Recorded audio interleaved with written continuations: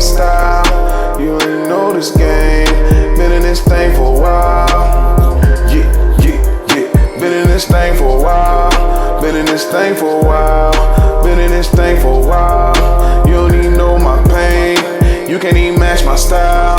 You don't even know this game. Been in this thing for a while. Been in this thing for a while. Been in this thing for a while. Yeah.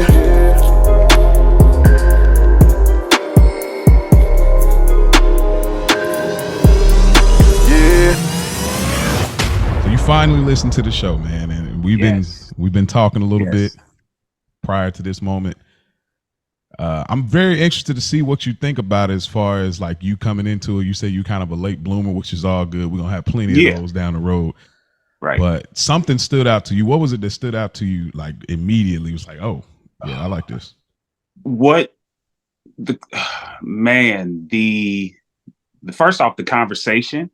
You don't tune into many podcasts, specifically podcasts that with people that look like us. Let me just go to that. Like, and they're having that deeper conversation. You know, I can get entertainment. I can get what's going on with Young Thug's trial. I can get, you know what I mean? Like, I can get that anywhere. I can get a lot of shit anywhere. But the conversations that you guys are having, you ain't getting that everywhere. Mm-hmm. Like specifically, the joint with Rich and Growth, and when he had the conversation, you know, I had a situation today. Ask another question. Like it's just crazy how that is becoming so relevant in Rich's life and mine today. Like I said, I had a situation today, and I asked another question and found out a brother was going through some shit deeper than what anything, you know what I mean, that I was saying. So I'm just like, he got some real shit going on. So wow. For sure. So I've definitely been implementing that in my life, even in my marriage. Like, let me ask her something else, because this shit just don't seem right. Yeah, boy. Hey, boy, that's the best place to use it with the ladies. Like, wait a minute. Like, let me, because we be all the way off sometimes. Exactly. Y'all hear the different voice. Mm-hmm. That's my man Skool from We Got Y'all podcast. Culture Garden podcast. Excuse me, I said the wrong thing, but we all under the same roof. Exactly. Met him through our good brother Rich, man. Mm-hmm. I'm gonna let Mo get into the introduction and everything like that, but just wanted to bring us back, man. It's been 2 weeks. We back in the saddles. Mm-hmm. I think this is my first part of the new year. I've been off on all the rest of them, so yeah. You in the right place, brother. Yeah, absolutely, man. I wouldn't want to start it anywhere else, brother. Like, I wouldn't want to start it anywhere. These are the most important conversations that I have off any other podcast that I do. All the other stuff is, you know, it's entertainment that Skool was just saying. But this right here, like we said, this is stuff these are seeds that are being planted, man. So we got a co-author. We got to co-author this episode. Mm-hmm. Shout out to the listeners. Do that out there, Mo. You want to get into it? Yeah, man. So Skool, man, he reached out to me. Well, we were on Culture Garden.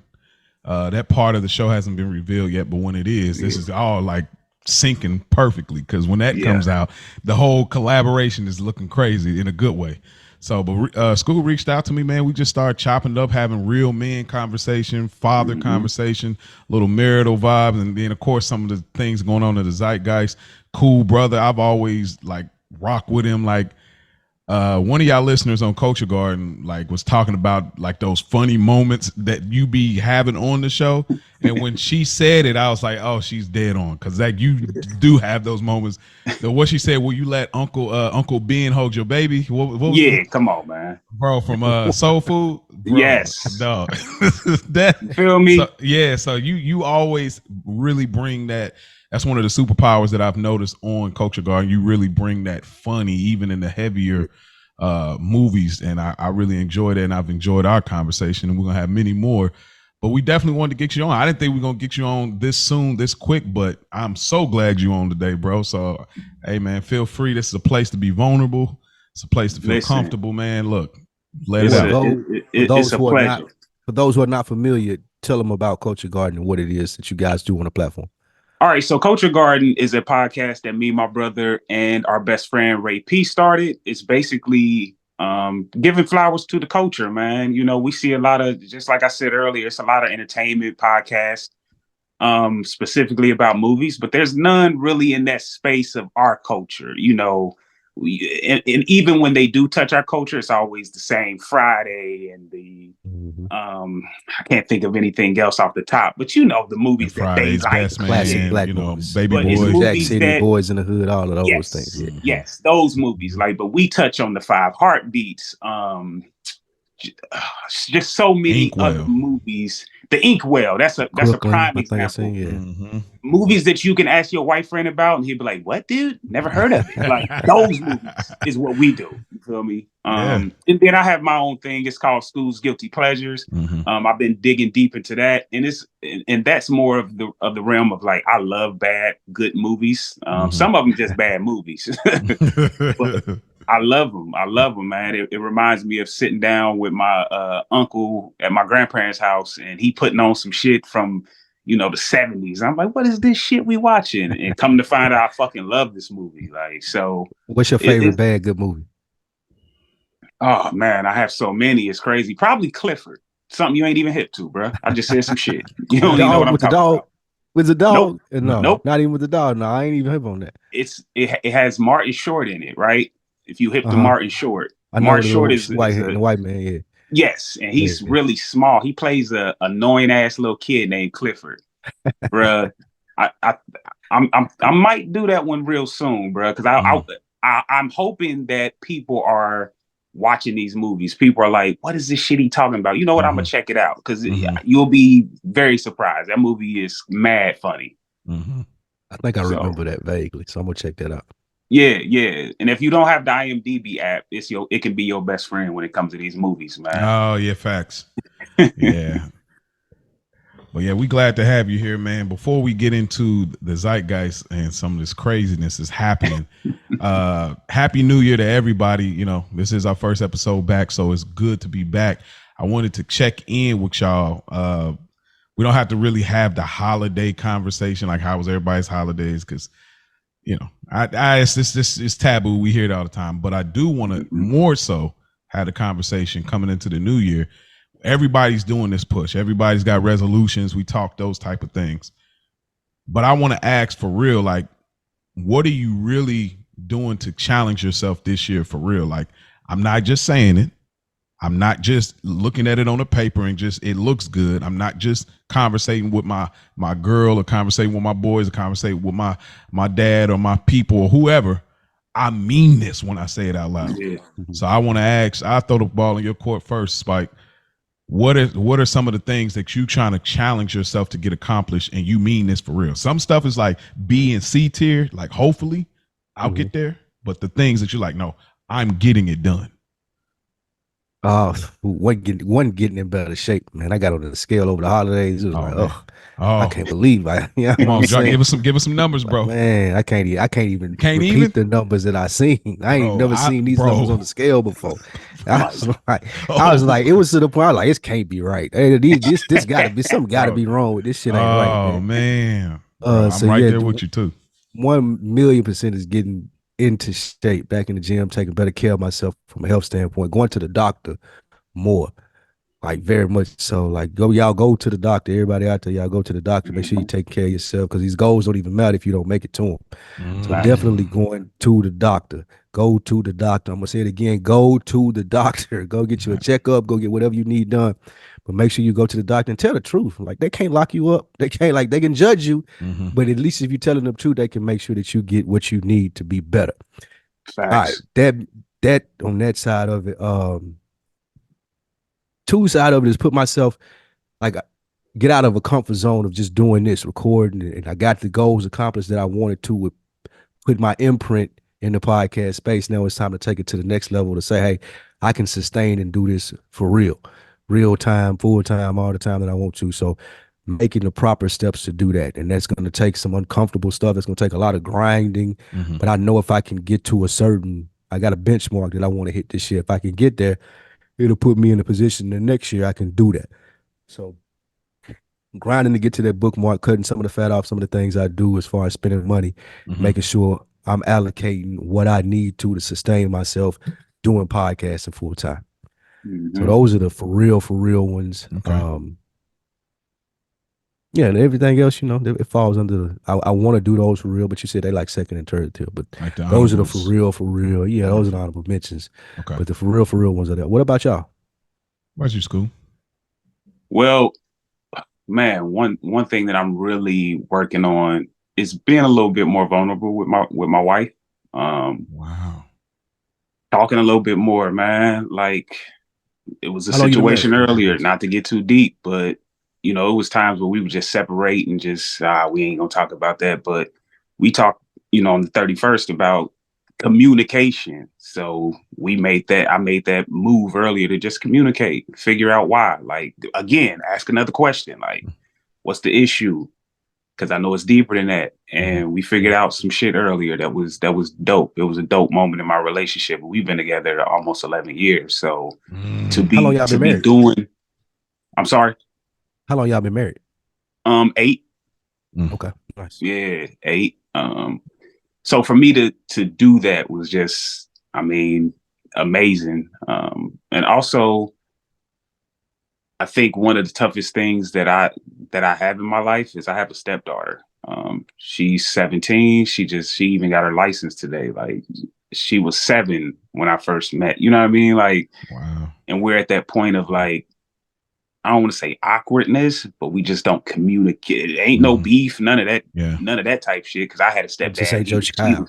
He was trash, but straight up, that's Rich. He was trash.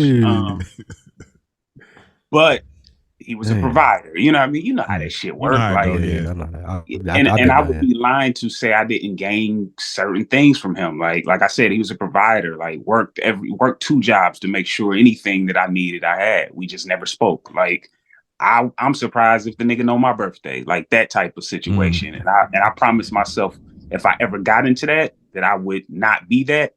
But I find myself kind of slipping into certain aspects of that. And I just want to get out of that, man. 17, she's gonna be 18. Life's coming fast. You hear me? She just got her license. Like, it's certain things that I want to be able to share with her. And I also have kids too. Yes, okay, I have a biological. She'll be 7 on the 20th of January. So it's just a lot. I just want to be a better father, I guess, is what I'm trying to say. Like, I definitely want to do that because time flies, man. Time flies. And when you have kids, they help you see time. Like, I don't know if people realize that, bro. But every day they a new word, a new this, a new that. Like, man, it's just it's insane. So yeah. I want to ask you, and I'm gonna give mines as well. But can I ask you on a sidebar, what was it? And if I'm prying by any means, stop me. But what made it so challenging for you being an open book, how you introed yourself? What made it be so hard for you to be vulnerable with your wife? Because obviously it's something on your end. What was the fear on the other side of the vulnerability? I want to say probably rejection. Another good episode from you guys when you was talking about the rejection, and it's hard to hear certain shit from people that you love. You know what I mean? Like, yeah. This person claims they care about you, but they coming at you a certain way. And you like, hold on, you ain't never talked to me that way. Like, but it's all out of love. So that's definitely that part. Okay. Is learning. I wanted to learn how to accept that better from people that love me. You know, my mom's, like I said, I had a stepdad, but not much communication. Yeah. But my mom always claimed one of the hardest jobs she's ever had to do was raise a man. Like, and she was tough on me. You know what I mean? Like, yeah, tougher than she probably should be. And I'm not stepping out of bounds if my mom hears this, because she said this to me. One of her regrets as a parent is not kissing me more, not hugging me more, like, because she had to be tough on me, like, because my stepdad wasn't doing it, bro. Like, he didn't teach me how to change. He was out there, you know, getting the bread. So did it feel like it was just because I'm 18, 19? You know, I taught a young man probably about 5 or 6 years ago. We was riding, and my tire blew, and on the side of the highway, and I pulled up, changed it real quick, and he got out the car, and I noticed he was like peeping me. I'm like, bro, you know how to change a tire? He like, for real, not for real. I'm like, nigga, get out the car. I got you. Like, that shit was crazy to me. And then I thought about it, like, bro, most of us don't have no father figures. We don't have nobody to do that and to teach us certain things because we relying on our moms so heavy, and that shit is crazy. So, like I said earlier, I just want to be a better father, man. And anyone I can help, I want to help them. Shit. Okay.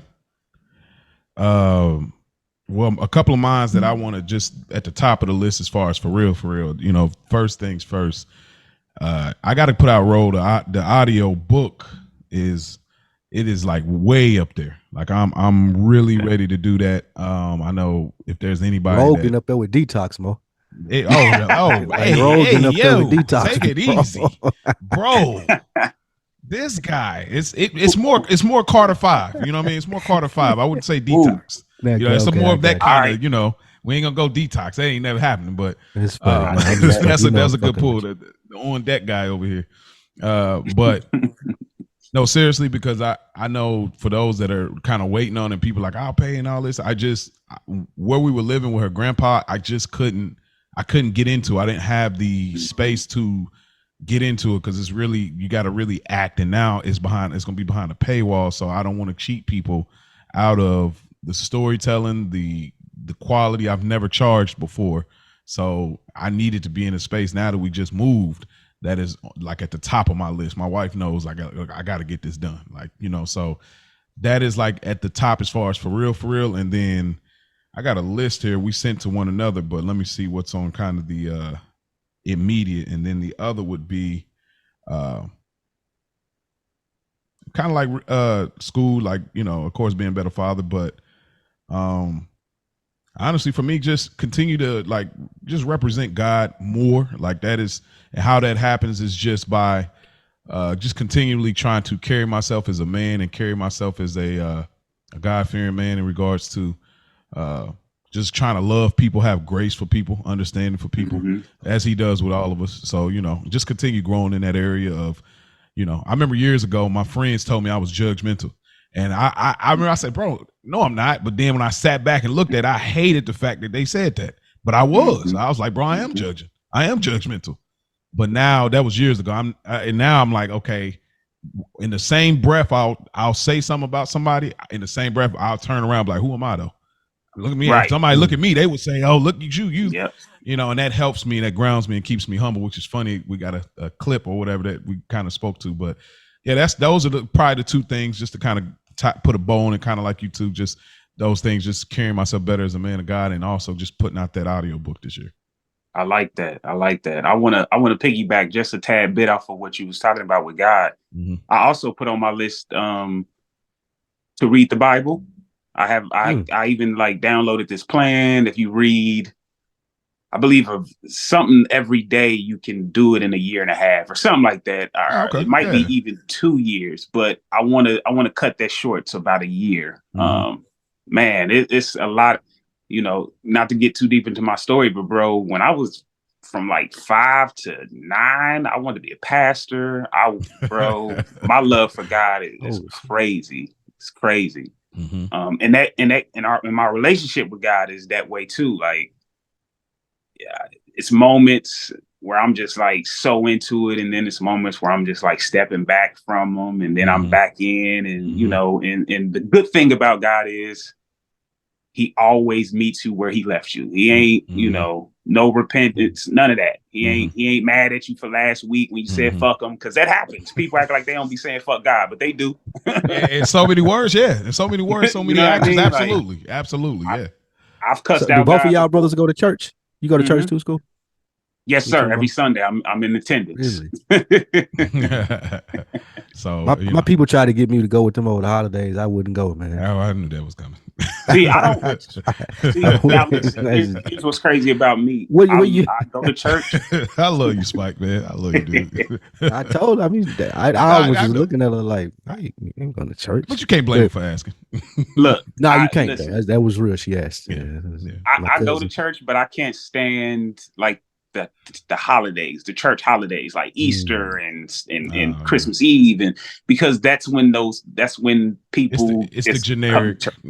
It's generic, yes. Yeah, very generic. You know, the people that come every week and had a parking spot. My parking spot ain't there because this fool.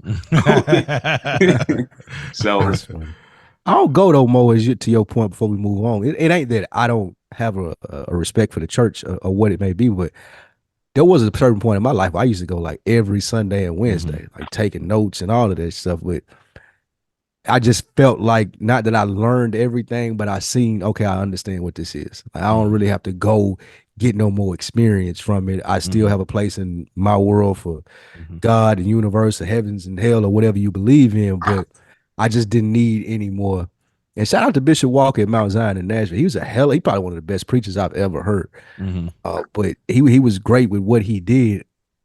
After I went through all of that, this is maybe 4 years straight, Mo. And I got baptized, and I just felt like, okay, got it, downloaded, cool.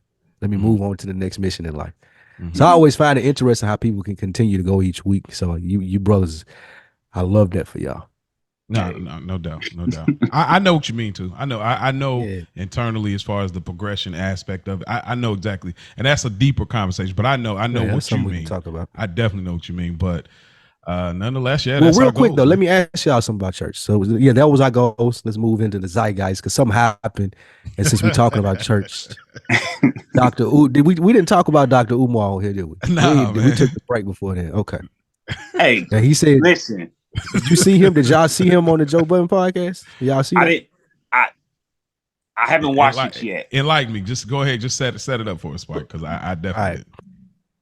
One of the things that he was talking about was how he was saying that the black church was detrimental to the black community. So I'd love to hear you two brothers' thoughts on that. You guys frequent church. He said there's the three things that the black church, it takes up too much time for members of the church with all of the commitments that they have to do to it. It takes up too much money as far as the tithes and how much it takes to keep it up. And those resources could be allocated elsewhere. And he said it steals their ambition. And he says a lot of black people in church will sit around waiting on Jesus to help them versus taking the initiative and doing what they need to do. They think that someone is coming to save them. You two brothers, being y'all go to church every Sunday, what do y'all think about that thought process? I think there's some truths in some of those things. Absolutely. I mean, I would not say that, but I also would say that let's talk about the benefits as well. I guess we love to hop on. Oh, this is why it's not, so we can feel better to do the worst things. Cool. Let's so we can feel better to do the worst things. I feel good now. I ain't got to worry about it. I ain't, we do that, but let's talk about the benefits too. Like let's say where it works and where it doesn't work, and let's find out the middle. Like some of our listeners, when they be responding on our Another Week of the Book page, was yelling in the phone like it's somewhere in the middle. You know, they hit me up like, man, I'll be yelling in the phone like, yo, but so like I said, there's some truths to what he said, but I think that it's not just. While you can find three, aspects that you feel it holds up, you could probably find three benefits of it as well. I think that we do need to find a middle ground in how it can continue to build, to continue to reach and build the black community as well as all communities. So, there's some truth there, but I just wouldn't leave it there. I wouldn't. Well, he didn't. And I'll let you cook with it for a second too, Skool. But he did say, in his opinion, there should be three things that every church offers the black community to offset those things. Okay. He said one should be schooling. And he's talking about big churches. He ain't talking about the primitive Baptist church up the street. He talking about the mega joints. They got 250,000 they can count on in tithes and one shit like that. Like that's what he's talking about. He said all of them should offer. I did what? I got to give you the DJ Pooh on that one. What you mean? Oh, that's different. yeah, that's what he's saying. He said he ain't gonna put those expectations on a smaller church because he said each of those churches, to offset those things, a church should have its own independent schooling. They should have gardens where people can go get their own like foods and learn how to grow it. So food, garden, banks. He said each independent church that size should also have a bank where if their members need money, they can borrow it and have a borrowing system. Yeah. So he didn't leave it at y'all just bullshitting. He did leave it at, these are the things that from me looking at it from the outside looking in, it should happen. Okay. And that would put it in a better, place. Listen, I'm definitely not mad at that. Especially I'm never mad at someone who says certain things and has a plan. Yeah. Because it sounds like he kind of has a plan on what he thinks should be done. Now, here's my thing with big churches. And and Rich can vouch. I had this combo with him probably last week. I said to him, I said, bro, do you think that our ancestors, specifically, let's say our great grandparents and beyond, do you think they get to heaven and see Jesus, who, according to the Bible, Jesus ain't white? Now, we all done been to our grandparents' house, our great grandparents' house, and they got that poster of dude who we all know is Caesar Borgia. Yeah, Leonardo da Vinci's boyfriend. Caesar Borgia. Yeah, like straight up, like, and do you think they get to heaven and be like, hold on, who is this dude? Because my grandmother, bro, I've witnessed my grandmother argue my mom and a couple of my aunts and uncles down that's Jesus. That is Jesus. Like, baby, that's not Jesus. Mama, I love you, but goodness. I love you, but we got to take white Jesus out these churches, man. That's my issue that I be having. Is I definitely got that issue too. But, about how Jesus looks. No, it just shouldn't be any image. Like that's the point. And there's scripture that backs that up as far as, graven images and things like that. But I don't want to go too deep in that pocket, because this is something that will require more than one episode to have conversations about. And it would also the foundation in which it starts and builds on would have to be it would need more than what I think we have in this session. But shouts out to Umar though. Like, I like him having a plan. I'm glad that I'm definitely over the you need to, the pointing the finger thing and then nothing comes from you just telling people this is the problem. Like I had to get out of that space. We talk about rappers, you know what I'm saying? We talk about entertainment, and I'm getting mad at like the industry and stuff. But then it's like, well, what are you doing to help change any of that? You just talking about them and telling them you stupid or you ignorant or you dumb or you make us look bad. But then what are you doing to change that? And I like that. We'll talk more about accountability coming next week. But what else we got? What else we got, Spike, for this episode, man? Speaking of the topic, before we get into the zeitgeist, is Black Etiquette, Integrity, and Class, which I'm really interested to hear about. Mo and Skool cooked this up. I can't wait to hear what they got to say on it and to chime in on that. But before we get there, unless you've been living under a rock for the last 24 hours, you've seen Katt Williams on Club Shay Shay. Man, he was on that man was on there throwing bombs. He was like Steph. He was like Steph Curry. He was pulling up from the door. And y'all want to talk? We gonna talk. A lot of things was said in that interview about a lot of his peers in the industry. I'm calling them his peers. I don't even know if he looks at them that way based on what I heard. My question to you, and how we'll frame the conversation and talk about it even more in some of the stuff that he said, if you guys watched it, how do you feel how do you like his approach on calling out people that look like him in the same industry as him, his peers per se? How do you like his approach on how he called them out? Is it okay, par for the course, since he's a comedian? Would you have liked to seen him approach it in a better way, or you were just entertained by it? Like, how did you look at that? Who you going first, Mo? No, you got it, bro. First off, let me say I'm a fan of Katt Williams to an extent, and let me say to an extent because as if you know me, I don't know if you can see my right hand. If you're watching, I'm a diehard Michael Jackson fan. That's fire right there. I don't play about Mike, and he's always taking too many shots at Mike for me.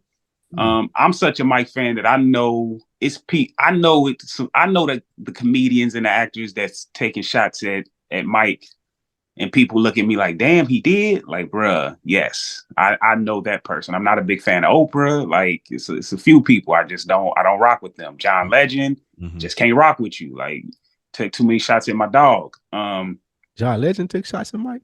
Yeah. John Legend.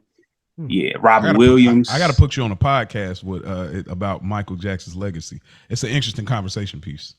Oh yeah, I'm down, bro. Like and yeah, so he's from Dayton, Cincinnati area. He's big here. Dayton, Cincinnati area. Yes. Oh, you talking about Katt? Okay, Katt Williams. Yes. So Cincinnati and Dayton is like 45 minutes away from each other. I say, don't take Mike away from Indy now. Hold on now. No, Gary, Indiana. Shout out to Rich. I'm from Indy now. Like, you know what I mean? No, sir, I can't do that. Nah, go ahead. So yeah, I'm a avid fan of him. I listen all of his stand-ups, all 19 of them. I've seen them all.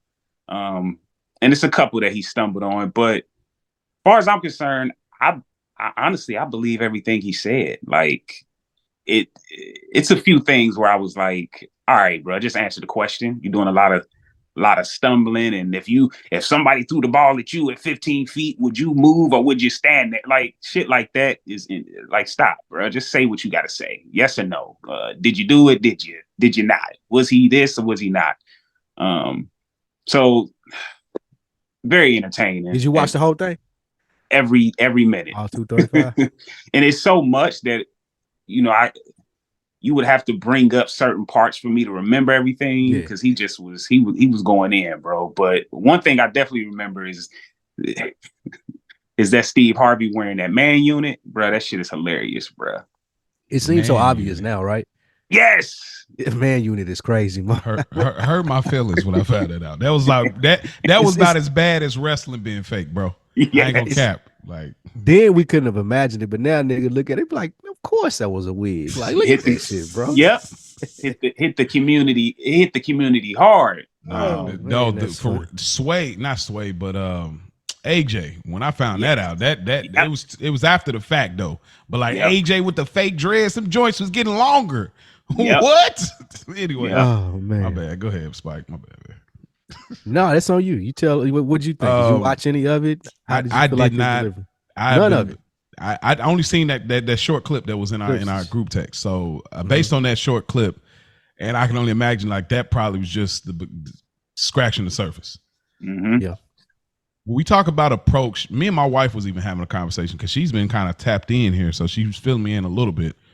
But that is the challenge. This is the thing that I challenge. What I think Katt Williams is going through in this very moment is that people have, what I think happened is Katt, people have been speaking on him for years, and then he reacts. They highlight his reaction.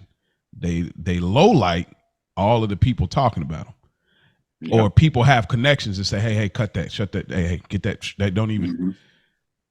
So he's getting these rumblings in the industry, and he's constantly hear his name brought up. But then they highlight again what Katt says, and they make him look crazy and make him look ignorant, make him look, oh, he doing the most, oh, he this and that. But I think after a while, something like this, I'm like, okay, there's got to be some truth to some of this stuff he's talking about, because people are getting it off without the highlight. Yep. So I think that his feelings are probably rightfully to be felt. However, I'm having a hard time figuring out what's the approach when you're right, but you don't want I guess my what I'm struggling is, if you know something about somebody, how good enough is it for you to say, I know this, and you know that I know this, versus I know this and I need everybody else to know this. That is the challenge that I'm trying to figure out, because we've all had people in our life, right, where it's like, oh, nigga thought he was slick, but I know who you really is, and I know who you are, but I'm gonna hold it down. Not like because I owe you. It's like when a chick tell your nigga was dirty macking. Like, boy, like, and you know it, but you like, he said this about you. You like, what? That nigga said what, bro? And so, you have to decide like what I'm gonna do. You know what I'm saying? Yeah. Yes. So that's why I'm challenged that. Do you need to? And I'm gonna throw the ball in your court. I'm trying to process it a little bit more because I don't know. In the industry, it's a different set. It's different code of ethics. It's a different set of rules. It's not really like us everyday people hustling, grinding, families, and living the regularness of life, so to speak. So I don't know I'm not tapped into how the industry, how you are set to move in that space.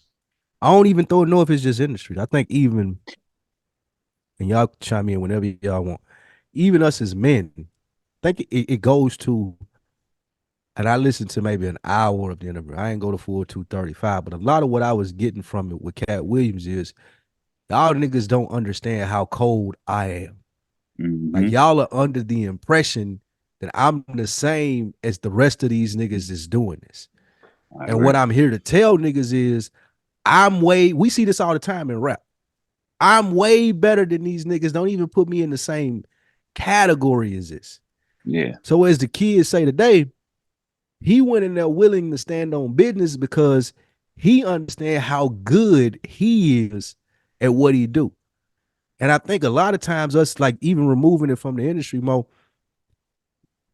where we would struggle in our responses to stuff is like, oh, how confident am I in what I'm saying or doing? Like, I know this nigga got me fucked up. We've established that. Like, we established that this nigga got me fucked up. But then even in him having me fucked up, was it some truth there? Like, where did he get the thought from that he could even come at me? And then that's kind of gauge my response to, oh yeah, this nigga, this poo putt, like trying to come at me. See, you gonna be at an even higher level, like nah, because like bro, somewhere along the line you had me all the way fucked up. Or if it's somebody that you kind of had respect for, you like, I can't believe this nigga said that. Is there some truth to that? Like some self-doubt started setting in, and you like, hold on, man, I thought this nigga fucked with me, and I'm hearing this nigga say this behind my back or doing this moving kind of funny, making it hard for me to get where I need to be. So I think a lot of Katt Williams' response was, I am better than all of these people that y'all are putting in, like that are talking about me, that are considering, like y'all putting me in the same categories. And them niggas not even in my league. And that's what got into the, oh, I read 3,000 books in a year, or I was performing at 5 years old. He was then giving his credentials to why I'm like giving it up like this. So I think a lot of it, because he's an entertainer, like Skool said, it was very entertaining as far as the interview. But a lot of that had to do with y'all are disrespecting the shit out of me, and y'all not better than me.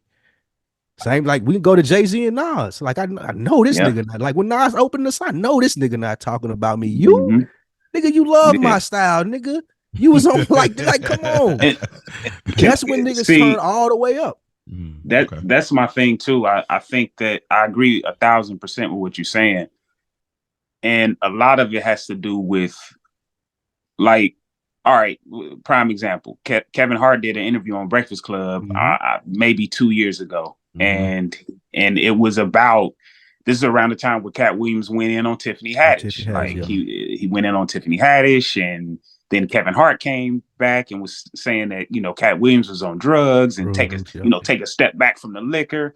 And said then the studios wouldn't fuck with him. He couldn't get no job. Exactly. And then we found that kind of not to be true, because Katt Williams then released a joint on, I think, Netflix. And it's like, okay, so that's a lie. And then Kevin Hart also had that car accident where we still to this day don't know what happened. You know what I mean? Like, which ultimately shows us that when you're on top, you can make anything disappear. And I think I've learned that being a part of, the entertainment part of, learning about movies and researching movies and movie scripts, and how, I'll give an example. A lot of people don't know this. There's a diss track that Jermaine Jackson made about Michael Jackson. I remember that. The song is called like Too Bad. Huh? How old are you, Skool? I'll be 35 in June. Yeah, I'm old enough to remember that the beef between Jermaine and Michael. Yes. And he made a diss track, and it probably played 60 times.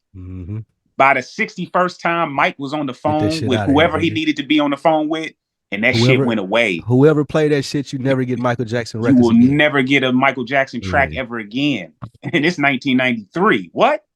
No Michael Jackson track? Shit. Click. They never played that shit again. So if Kevin Hart calls and says, hey, if you have Katt Williams up here, you ain't never gonna get to. Come on, Kevin Hart bought the Breakfast Club the chairs that they have in their studio. Like, if you got it, you can say whatever. And I think that was one of the things that he was going in and on the interview about. Like, these niggas got more popular friends than I do. They may have a better they may have a better network because I'm Katt Williams and I choose to speak my truth versus them niggas is gonna cater to being in the entertainment industry, for lack of a better word. So, of course, I'm not gonna sit on Breakfast Club or go to all these different places and rebuke what Kevin Hart is saying because he got connections with them people. Them his people. He said he bought the chairs in the studio, or I'm in production with Charlamagne and we got 5-6 podcasts or movies or whatever it may be, and me and DJ Envy doing this or whatever else platforms that you may do. So I do get that, and again, I get his frustration with it. And I appreciate him being able to tell his truth and being confident in it. Like I always say on this show, I love one of my favorite things is seeing when people are confident in what they do, whether it be like a motherfucker playing like you see the motherfuckers they want you to tip them, they playing the guitar out on the sidewalk or whatever it may be, like a motherfucker that can really get in their bag and be like, no, I'm cold. Yep. And they lean into it. That's one of my favorite things. And that's what he did in this interview. Yeah, I agree. He did it in that the situation in Atlanta as well. With the Wanda and that back and forth. Like, I remember that one. I remember that. He addressed it. He was like a lesser tier person tried to come for me. Like, of course, I'm going to destroy you. Like, because you thought you could come in here and play with me. Listen. You've been playing with everybody else to do what I do, and you thought you could get away with it. Just like, nah, I'm going to show you what this life about. Yep. And just like he said, I did it. I didn't disrespect black women. I didn't disrespect, you know what I mean? Like, people. I kept it straight to her. It was a little sass though. Like we ain't gonna play like it was required. It was the sass was required. Nah, she came for him, bro. No. I ain't saying not to come back, but the sass though. Yeah. Like I'm just saying the sassy is what that mean. I think you're going back and forth with her, and we're talking hair. Yes, but that's Katt Williams. Yeah, but because you playing with me though. Like stop playing with me. But like, I'm not going to use my hair as a man. I don't care if it's perm, locked, twisted, faded, lined up. I'm not going to use my hair as the ammunition to compare to your hair and use it as a way to get at you because you disrespect. No, I'm gonna get at your hair. I ain't gonna say nothing. You're gonna see my hair, but I'm just gonna get at you about yours. Like he said, his main job is to be funny though, and that's funny. He got funny. It off. Like, and that's just say he rightfully so. Like I said, he ain't coming out black women, just her. I didn't like that then. When I seen that then a couple years ago, I was like, Katt. I don't know, bro. You're not speaking in the sense of him going too far. You just think it was like not manly of him to do so. I just think he could have took a different approach. I'm just gonna say that because I don't know who he know. I don't know if anybody ever heard this podcast. He probably knows some goons for real, but I'm just saying it did come off. I don't know if I would have took that approach. If I'm gonna come at you and we doing this now, right now, in real time, because you got me messed up. I just don't know if I'm gonna use my hair versus your hair is like the approach. But this is years ago. It's not the actual right moment. Which brings me to this. Oh, go ahead, Skool. No, I was gonna see if I can touch base on that real quick. I don't know if any of you have ever heard this because I could just be tripping. My mom always told me that when it comes to a black woman, her hair is her crown. Yeah. And I think that has something to do with that. Like he knows, you see, I mean, to me, I'm a man. Her hair looked good to me. I didn't see the issue. Even the little shit he was saying to her, like, it didn't make me know, never mind. I know I have the dreads and the locks and shit, but when I get in that chair, bro, I tell my stylist, do what you do. Like, I don't ask for nothing. Whatever I leave with is what I get. Like, so I'm not real familiar with that. But my mom has always taught me because she always, every 2 weeks goes to get her hair done, especially when she didn't like it. She would say that, like, my hair as a black woman is my crown. Like, so I don't know if that's, like I said, he was just trying to, make her feel a certain way about her hair because he knows how important that is So that's a good to her. are to a black woman. So that's not me defending them. I'm just saying. No, the approach is there. Go at it. I'm like, okay, we doing this. You know how you do when you about to go with somebody, you look them up and down, like, okay, we doing this. All right, what about your lineup though? Like, of course. So I'm not mad at that. I'm not going to use my hair as the defense to go offense to your hair. Like that's all I'm saying. Regardless, everybody know I'm permed out, I'm Cat, I'm Money Mike, they know that. But I am not. I'm gonna let other people use it in the comments, say, hey man, Katt Williams hair look better than hers. Oh, okay, cool. They saying that. But I'm not gonna ever use my hair as a man to say it looks better than your hair as a woman. Like if I'm going at you. That's all I'm saying. I think that's just him and his persona. He's always talking about his hair. Because he ASAP 19 inches long, no perm. Like, right. It's just him. Skool, you got a stylist and a barber? Or you just yes, sir. Yes, sir. That's fancy, boy. That's fancy. He get to it. He clean, boy. That boy clean, boy. Nah, not at all. So you got what Katt Williams is coming from. Like, nigga, I take care of this shit. You know what I mean? Like, know this. Play. Yeah, come on now. Nigga, Don't play. Act like you know. Don't make me flex. Nah. That's hilarious. So Mo, did you get anything else from it? Do you plan on looking at it? Or you ain't like, where you at with it? I probably won't now that we're doing this, but I guess just for me, my mama asked me, did I see this? She texted me today. Listen, did y'all see Katt Williams? It's worth I'll check out that 31. I'll check out that 31. But what I'll say is just for another week in the book conversation is, what do you do though? Like seriously, like when, let's say we're in that space, right? Like if we're in this space, y'all with Culture Garden, us with another week in the books, you're in that space and it's been years and there's like, let's just say there's some other podcasters that are always like kind of subtly jabbing at you. And you didn't really know they was jabbing on their podcast because you don't even listen to their podcast. Somebody be like, oh, these niggas over here, they trying to do this, black uplifting thing. Like they having these deep conversations. These niggas ain't talking about nothing. Like, or like, oh, they over here doing movie reviews. Man, niggas know, nigga, we've been doing movie reviews 2 years before them, but now they want to come like they doing something new, reinventing the wheel. Like you start to find out these rumblings and then finally you get to your level of frustration and you're like, okay, this week on my platform, it's time to speak. That's where I'm like, what is the approach? Because at what cost is your persona, your identity worth when it comes to response? Because that to me, I mean, Katt gonna be Katt, so he can get that off. But a person like a Spike Lee, a person like a Skool, person like a Maurice Hunt, right? Well, you can even broaden it. Like everyday motherfuckers.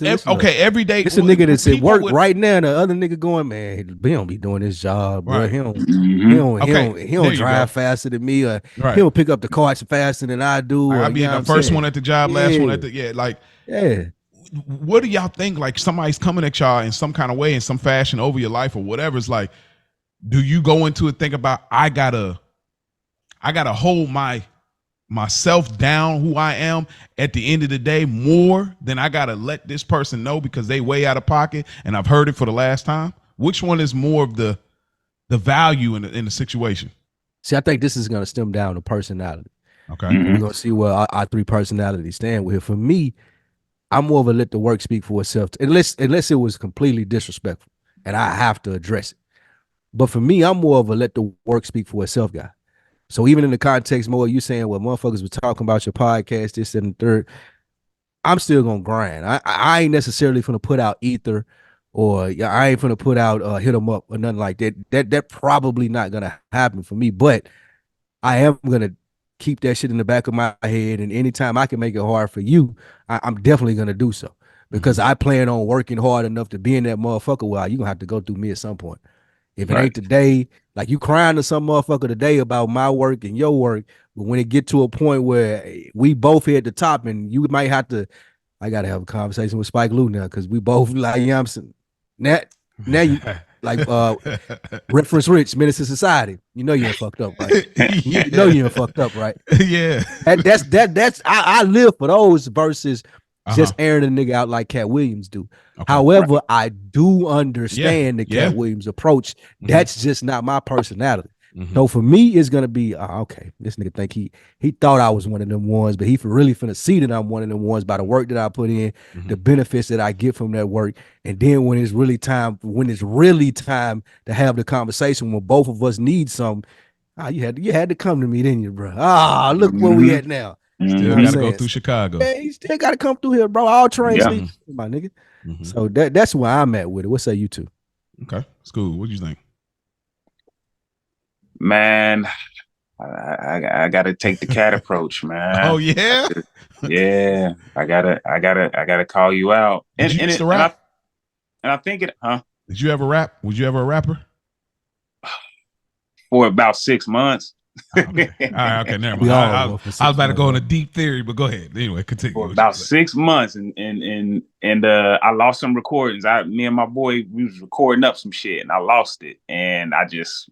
And that was it for me. I think that count though to your theory that you was finna say. If I understand what you trying to go with them, like you gotta have that in you to be a rapper. You gotta have like the nigga to be like, I got diss tapes for niggas and they might not even know my name, like these nigga, but I still got that diss track. track. Yeah. So yeah, I think that go with the theory you was about to head to with him. Hey, yo, I gotta speak on it, and it really depends on. The level, how long it's been going on, because let's be honest, Katt has been getting jabbed for a while now. Yeah, absolutely. He's been getting jabbed for a while now, and like I said, I don't believe most of the shit he was saying was false. Like, the Steve Harvey calling Steve Harvey out about not wanting to be a movie star, him and Cedric, but he took jabs at Bernie Mac. We know Steve Harvey and Bernie Mac were not on good terms, at all, because Bernie Mac was becoming a movie star. And we talked about it on the Head of State episode of The Culture Garden, which is out now on all platforms. You can check that out. Yeah. But we discussed that about Bernie Mac becoming a movie star. Like he was there, and Steve Harvey just didn't like that shit. So he tried to hate on that man as much as possible. So it's not out of the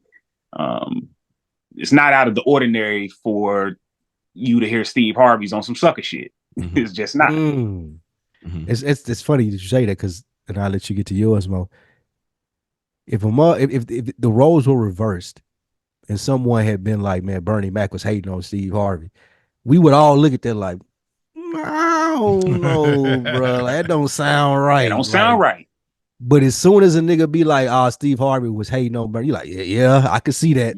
I 100%. That makes sense. So yeah, you gotta your personality is in question. Well, not even question, but people judge you at all times just for these moments. Like you see the little shit that Steve Harvey do, some of the little comments that he make, and then when it comes to an accusation like this, the majority is like, yep, I know that. Made that call. You gotta people, for those that don't know. The word person is in persona. So no matter how long you want to hold up this persona, the person of you will show up at some point in the persona. So slow wind though, but that was good. That was slow wind. You almost lost me for a second. Oh my God. Really, bro? 5 seconds, goodness gracious. This guy, no wonder you don't go to church no more. No, it's just no, seriously. Take too long to get to the point. Take too long to get to the point. Yeah, like nigga, tell me what you're trying to say. 45 minutes later. Go ahead, Skool. Continue. My bad. Go ahead. I just gonna say what you trying to play off what you say when motherfuckers say assume ass out of you and me. Yeah. The approach for me is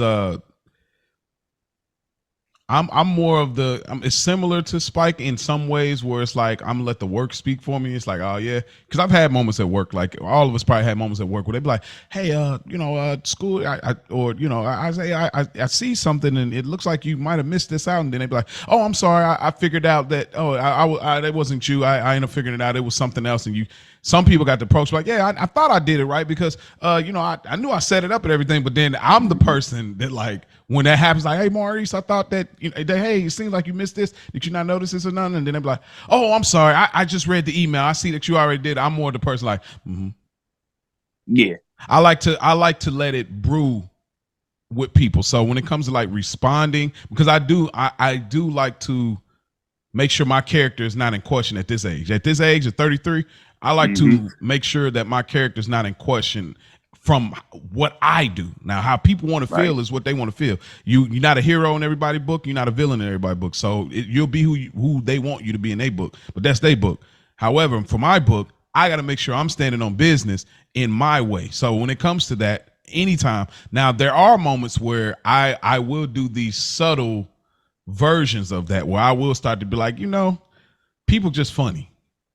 Now you might get a little bit of reaction, but you're not gonna get nothing like that where I'm pulling out the AK and just letting it go crazy like Katt. But you will get these like subtle, like people funny, man. It's just I just find people funny. Yeah, I'm very sarcastic. I'm gonna definitely get my charged up on. I ain't gonna go back to back, but I'm gonna get my charged up. You know what I'm saying? Like I'm just letting you know, like, hey, So, but I mean, nonetheless, every man has a responsibility, I feel, to represent themselves and who they represent as far as their girl, they family, they people, they lineage. Everybody has a responsibility in how they represent themselves. At the end of the day, when you go to bed at night, how do you feel about yourself?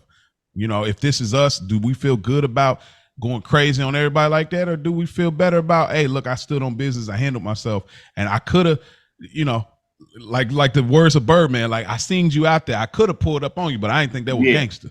You know what I'm saying? Like I could have. You know what I'm saying? So, every man has a responsibility, and you just got to be okay with who you are and how you respond to things when you go to bed at night. So that's a fact. Yeah. I think Katt Williams was satisfied with it. He definitely was. Yeah, he did. And he definitely was. Did you see the part of the interview when he mentioned his net worth? Did you guys see that part? Well, it's a part in there where Shannon Sharpe says, something about his net worth. And he said he looked it up. He said, man, listen, I looked up my net worth and I had that in my pocket. When I said what they say my net worth is, I had that in my pocket. And I've heard celebrities say that. I've heard Lil Wayne and a couple celebrities mention like that shit that y'all see that says that's my net worth. That's not real. Like that's not. It depends on. Like whatever they report and pay taxes on, is where those websites get that information from. And even when you're talking about a source like Forbes that'll give you the net worth, that's still only what they're reporting or what they have their name in. Like you're not speaking for cash, you're not speaking for offshore stuff that they don't got their name in. So those net worth, that shit is bullshit. All of that. I seen a comment today on that Katt Williams video, and I thought it was a dope line. It said, Katt Williams will tell you a joke, but he definitely won't tell you a lie. And I was like, I can feel that. Yeah. The only time he ever really been down in my book is the Michael Jackson jokes. And when he had that 14-year-old whooping his ass. Other than that, he always been good with me. That's the only flaw in his resume. I still want to know what happened with that, bro. Dog. That's where Kevin was getting at you high off. Because Kevin ain't like anyway. Yeah. That's why Kevin was able to get that drug shit off. That's how he was able to get that drug shit off, because he got beat up by that kid. That was all right. That was wild. But I will say, moving on, we can get it to our subject for this evening, but Shannon needed this though. Like that's Shannon. That's what I was about to say. I'm glad you said that. This speaks to, not only did he go up there and get his shit off Katt Williams, this speaks to the brilliance that he has as an entertainer to captivate the internet for at least the last 36 hours. He knew what he went up there to do. And like you said, Shannon, Ricky Smiley done been on there. Cedric the Entertainer, they done been on there. I didn't look at 1 second of those interviews, bro. Nope. As soon as that Katt Williams dropped, I remember the day before, Shannon was like, okay, this one to fuck the internet up. I was like, okay. Here go these niggas promoting like they do promoting these interviews. As soon as we seen that first clip, it was like, oh no, he really is gonna fuck the internet up. And that speaks to Katt Williams' brilliance, bro. Yes. I'm glad you said that. I follow Club Shay Shay, but I barely watch it. I do watch the little clips that they set up, but I saw that it said premieres January 3rd at midnight. Like, this is gonna break the internet, and I'm like, you talking that shit? Everybody want to break the internet, and Buddy O'Pal Yes, Katt Williams showed up and fucking delivered. And that's what he do, though. Like, and that's what he do. And that's why this interview is so credible, because as he tells a story about next Friday, I showed up and I showed out, nigga. I wrote all that shit. They had the pimp getting raped in the bathroom. No, that ain't funny, nigga. It would be more funny if this and that I believe all of that. Like his track record lines up with that. Yeah. I believe it. I think come on, man. The Damon character was set up to rape someone that whole movie. Like, it would have been a much I 1,000,000% agree. That would have been much less funny had he got raped. Yeah, like and think about it. The fact that he got out of that, and I'm a man, I'm a boy, Damon, all of that shit. That's probably the funniest scene in the goddamn movie. That is the funniest scene. Hell yeah. Nigga said, hold on now, working with a monster. Yeah, bro. Hey, he's in there clowning. You hear me? Yeah, that's exactly what that's it. That's where I would drop the mic right there. That's what Katt Williams just did to the game. Yes. He did that to the whole game. Like, I'm a boy, Damon. He came out with the pliers with everybody on the pliers, bro. All y'all, bro. Facts. Yeah, man. All right. I'm listening, Mo. Bring us in. Yeah, so this week, man, I'm gonna throw the ball in School's court. We're talking about black etiquette, integrity, and class.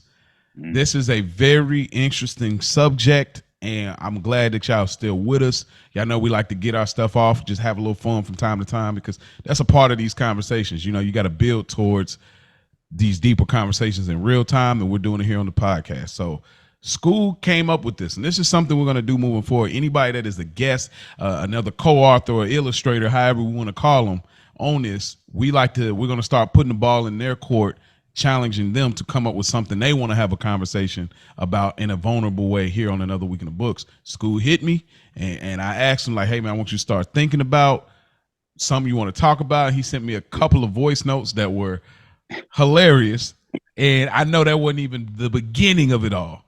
Yeah. And so with that being said, Skool, we like to always check in and ask, how did you come up with this subject, man? All right, so look, podcasting ain't paying the bills. So, like most of us, I have a real job, a real 9 to 5. I've been working since I was 16 years old. My first job was Foot Locker, retail. Me too. Yeah. So you already know what it was like, man. I was that nigga, you know, you get the shoe connect. But anyway. Right to it. Also, side note, I love to cook. I'm a cook, hell of a cook. You know, I bake, all that shit. I was raised by my mom. My mom's side of the family, everyone in there can cook. It's a lot of us. So around 18, I got into the cooking side of that. You know, one of my first like major cooking jobs was Red Lobster. So I've been part of that industry for a while now. So probably since 2015, I've worked in for a Mexican grill, one of the most famous Mexican grills there is, right? When I say it gets so bad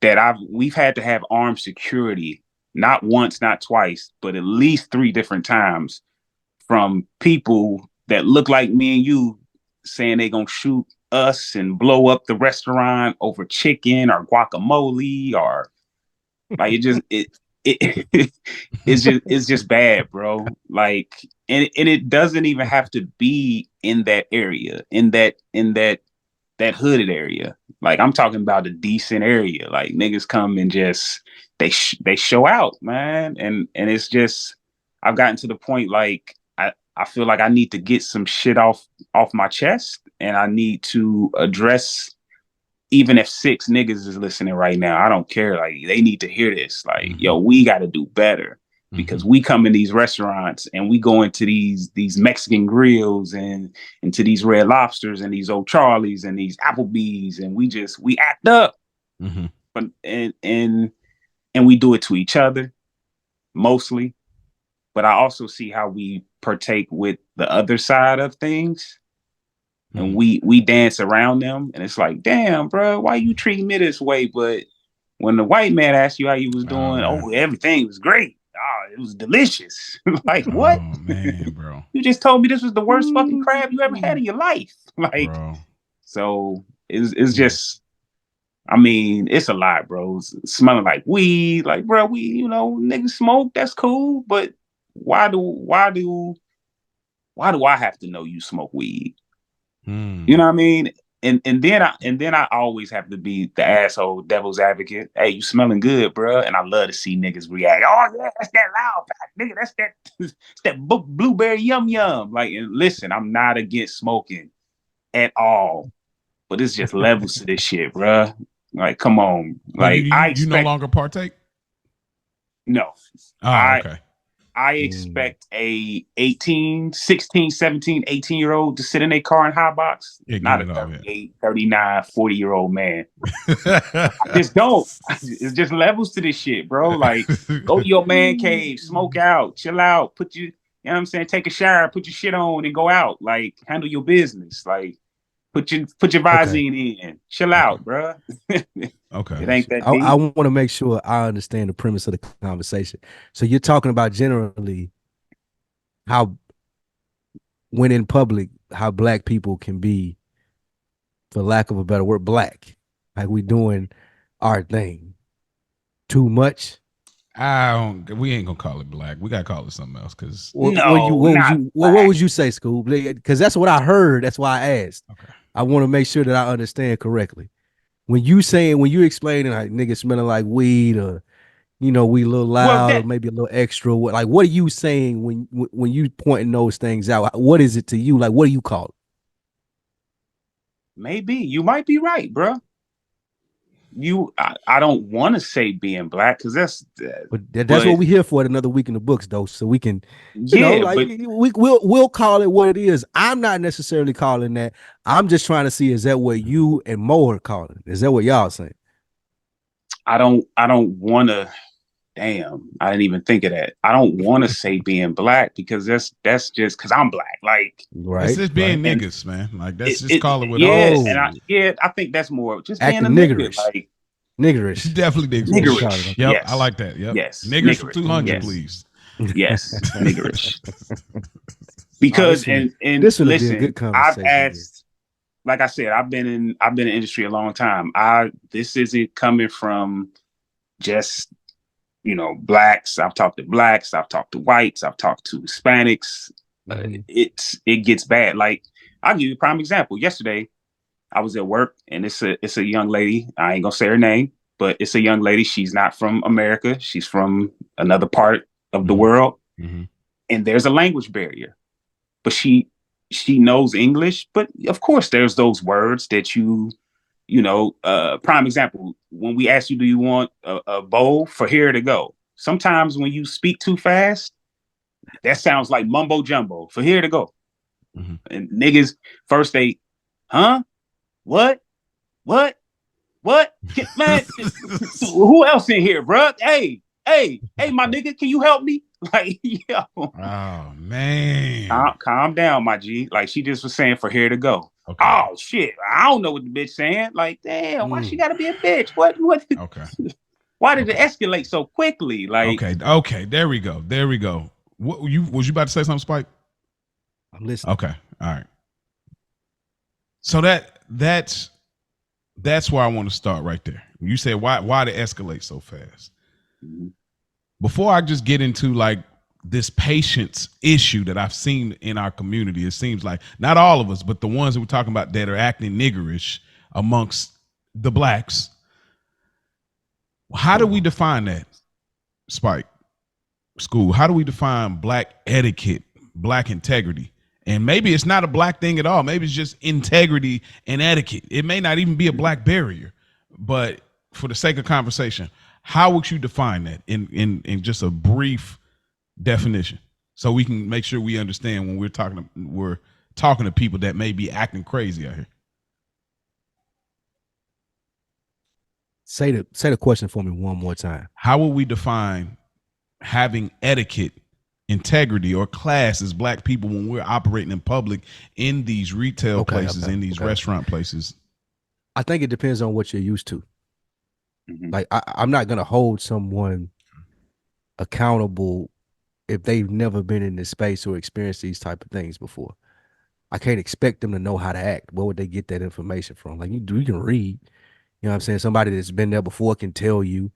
And again, I'm talking about you saying etiquette. I'm talking about etiquette when you going places, maybe traveling overseas, or you're traveling, or you're doing stuff, and you're dealing with people who it requires a certain amount of couth to deal with. Like if you're checking in the hotels, you're again overseas, maybe a nice restaurant, not necessarily the Mexican Grill. Not say that's not a nice restaurant. I'm just saying in the places where it's expected for you to act a certain way. I just think that comes with experience. Like you have to experience those things. You have to be observant of how other people are acting and act accordingly. Does that answer your question more, or was there more to it? Okay, we can go for that. What do you say, Skool? No, I'll take that. I definitely agree with that, but man, but I ain't gonna lie to you, Skool. If I'm going in, if I'm coming in the Mexican Grill smelling like loud, you just got to deal with. I don't think that that's a black thing or a white thing. It's like, bro, it's a meat thing. I smoke weed. I know you do. No. I'm just saying if I'm the person that's coming in there smelling like weed, I ain't necessarily saying that I smoke. For anybody that's listening, that got a problem with it, whatever. It's too late, bro. You already you on record. So with that being said, with that being said, if I come in there smelling like loud, I mean, I'm just going to get me something to eat. Now it's different if I'm going to a nice sit down restaurant with my moms or my girl. And we finna be in here around people like, of course I'm not gonna hot box like you said, but if I'm just stopping to give me something to eat, bro, take it for what it is. Like like, just fix my bowl and let me up out of here, bro. Yeah, and that happens. That happens. But like I said, I've worked at Red Lobster, Old Charles, and these places ain't fine dining. But I've walked out from the kitchen because the servers came out and been like, bruh, table 17, my Is God. It legal in Ohio? Is it legal? It just became legal. Oh, okay, yeah. So more so. Yeah, even more so. I'm sitting in all them places. Yeah, but it's definitely been situations of that nature. So how do you define it? And guess what? That ain't even the real issue. It's the shit that comes with it. Because here come the niggerish shit with it. Like they like what? Like, all right, I'm fixing your shit. Bam, boom. You want your beans? Yeah. No, I'm cool. Bam, I skipped that. All right, chicken. Yeah. Can I get a little bit more chicken? Yeah, I got you. So I'm not huffing and puffing. I'm huffing and puffing because as part of our spiel, the portion is 4 ounces, right? We're taught if you feel confident in your scoop, this is a damn shame, but if you feel confident in what you put on that plate for that person, you tell that person, if I go back in here, it's double. Right? So I tell you it's double. You nigga, I can afford chicken. I don't give a fuck about that. Like, bruh, I didn't say you couldn't afford chicken, bruh. Why do you feel that way? Like, all right, cool. We done derailed that situation. Now I'm down here. Now you want guac. Part of the spiel is to tell you that that's $2.50 extra. You feel me? Now he hot. Nigga, I just told you I wanted that chicken, bitch ass nigga. Like, why I gotta be all that? Like, this is just my job, bro. That's it. Crazy. All right. Hold on. Okay, hold on. I golly. Bruh, I'm telling you, we done had to have armed security a few times because niggas threatened to shoot us up. I got a theory. Oh, I know the theory, and I had that combo with Rich. Like, it's deep. All right. Okay, let me just try to definition. You tell us what your definition, Mo. So my definition is, honestly, bro, like all of these words are great, but these are all in the ingredient. These are all seasonings in the big pot of respect. Etiquette, integrity, class. These are all different seasonings in the big pot of respect. So when we talk about, I hear what you're saying as far as experience. If you ain't got the bandwidth, the download from somebody in your life to see what that looks like, then yeah, you're going to act whatever. You're going to act any kind of way accordingly. But I think that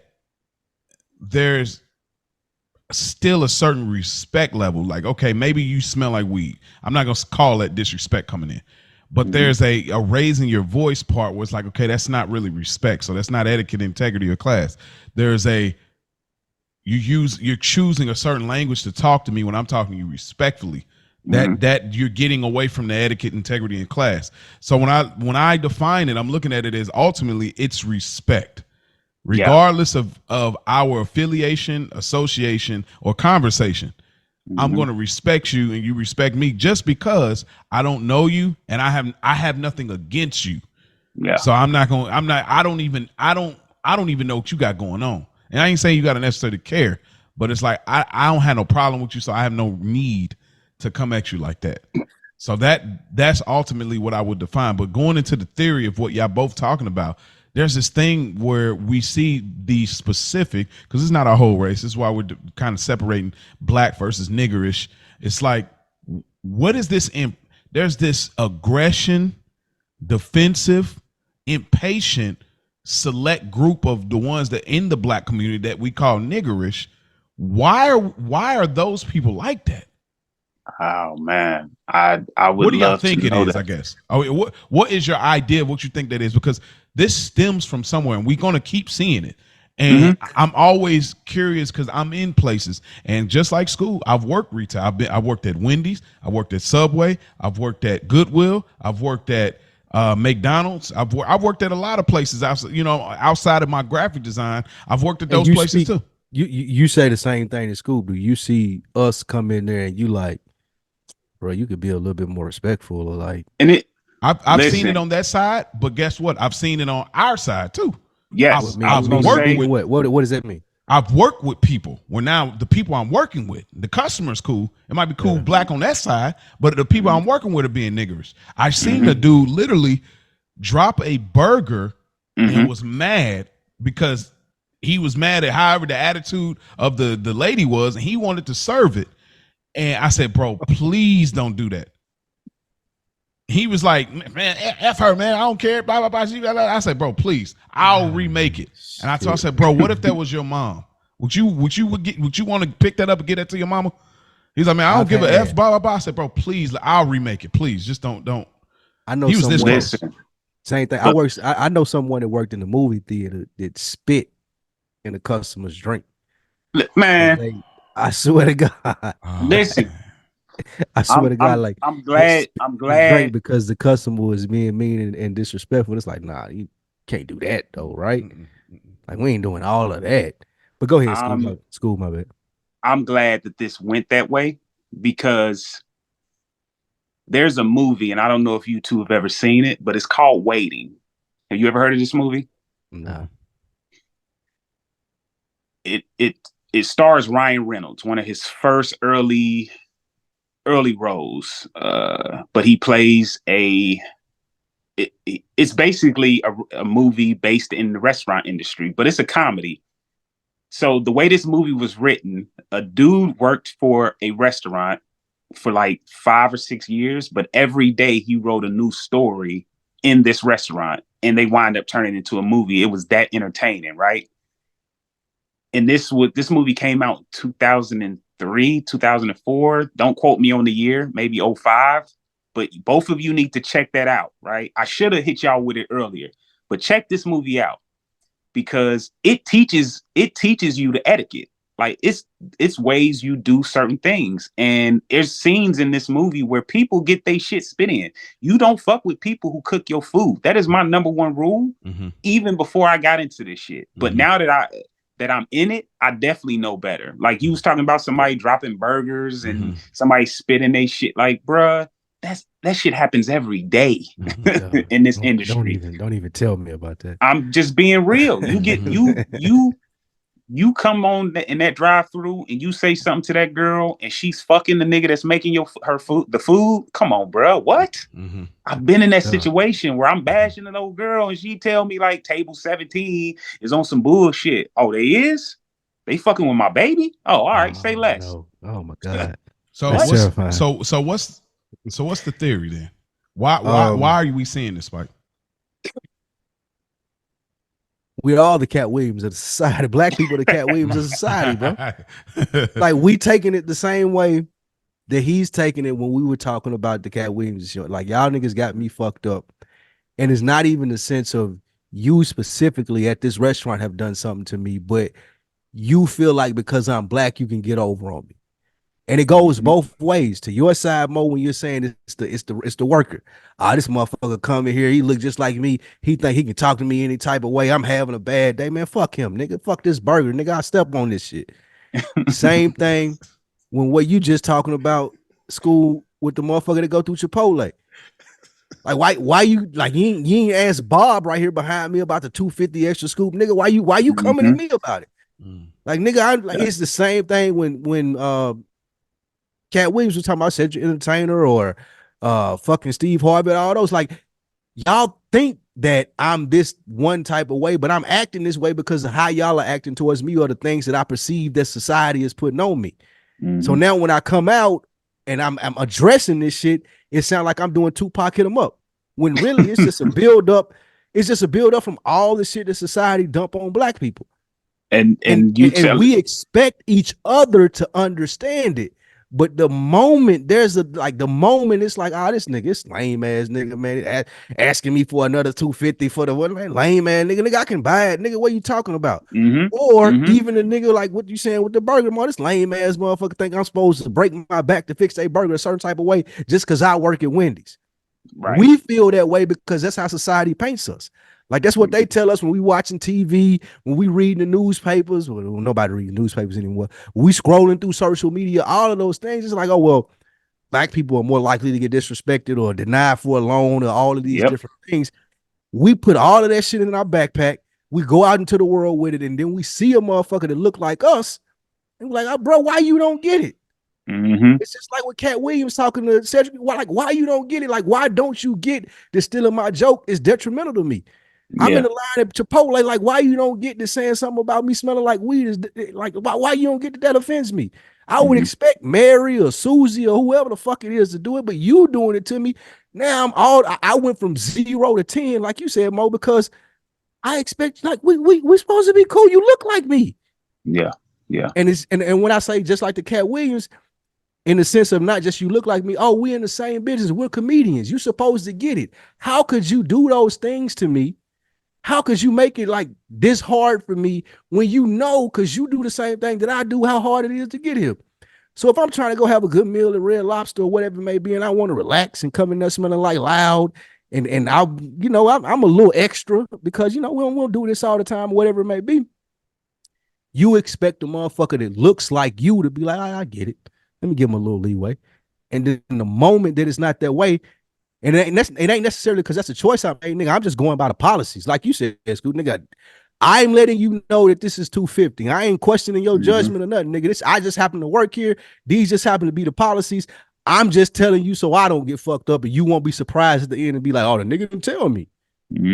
But there's this weird, like, tug of war that we do with each other, like where you expect a motherfucker to understand you and you give them that little bit of pull, and as soon as they don't understand you, you yank that motherfucker out like, nigga, fuck you. What we have to learn how to do, and I'm not a preacher or anything, like we got to learn how to meet in the middle somewhere. So like even when I talk about the Katt Williams scenario, he's able to do that because he's rich and successful. A lot of us out here are making it day to day, check to check, or we got a little bit saved. Like we all out here trying to coexist in the same world. I see you pulling a little bit. So now I feel like I got to pull harder than you do. Yeah. You telling me 250, I got to call you a bitch ass nigga. Versus me thinking, this nigga just doing his job, bro. You know what I'm saying? Like this nigga just doing his job. It's cool, bro. Throw the 250 on there. I'm cool with it. It ain't no extra sauce got to be added. I ain't got to call you nothing. Just throw the 250 on there. I get it. I appreciate you telling me. So I think that's a lot. When you ask what the theory is more, a lot of it has to do with that. Like we're dealing with, a lot of us are dealing with, you got me fucked up. And we put that on our backs and we walk out into society like, you got me fucked up. And as soon as the nigga that looked like you got you fucked up, I'm jumping on that. Because I know this nigga, he should understand it. This nigga ought to know. I ain't expecting the old white lady at the counter to know. I ain't expecting the little Mexican back there fixing the food back there to know. But this nigga, the nigga that's coming to me. Oh, nah, man. Come on, bro. Yeah. And it reminds me of you remember I know we remember the Chappelle Show, but that specific skit he did about handling something different at 18, 21, 30. You remember that skit? That's how that shit works with me. Like I said, I've been in the industry a while. So at 18, 19, oh nah, bro, you good? My bad. 21, I'm like, all right, bro, like it's just some guac, you good. But now at 35, yo, fuck you, nigga. I don't give a fuck about this uniform. I don't give a fuck about like my last. But that's the thing that I was just talking about too. That's you got me fucked up that we put on like most of us as black men walk out of the house with that like nigga, don't make me pull this. You got me fucked up out of my bag, nigga. Yeah, it's right here, and I've been waiting to use it on niggas. You got me fucked up, and we wait for that shit. Yep, that's what. And I've come to realize that I do that, Spike. I carry that with me a lot more, and I'm a lot more aggressive with guests. You ain't supposed to call them customers. You're supposed to call them guests. I'm more aggressive with guests than I have ever been in the past 5 years. The past 5 years of my retail experience, my last 2 jobs have been outside of retail because I know how I've become.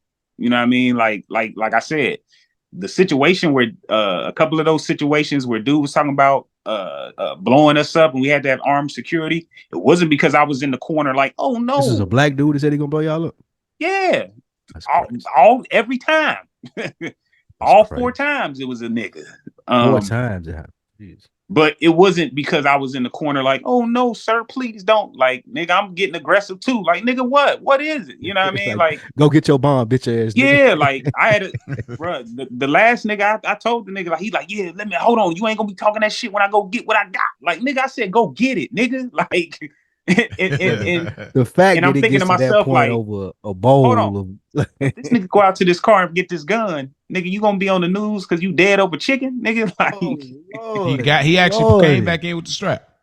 No, he didn't come back. Oh, but I'm saying that's what I'm thinking. Like, you know how you be aggressive, and then I stopped and thought about it. Like, yo, immediately you regret it. Like, not even on no bitch nigga shit, but immediately like, man, it's not worth my fucking. It's just dumb. What are we doing, bro? Yeah.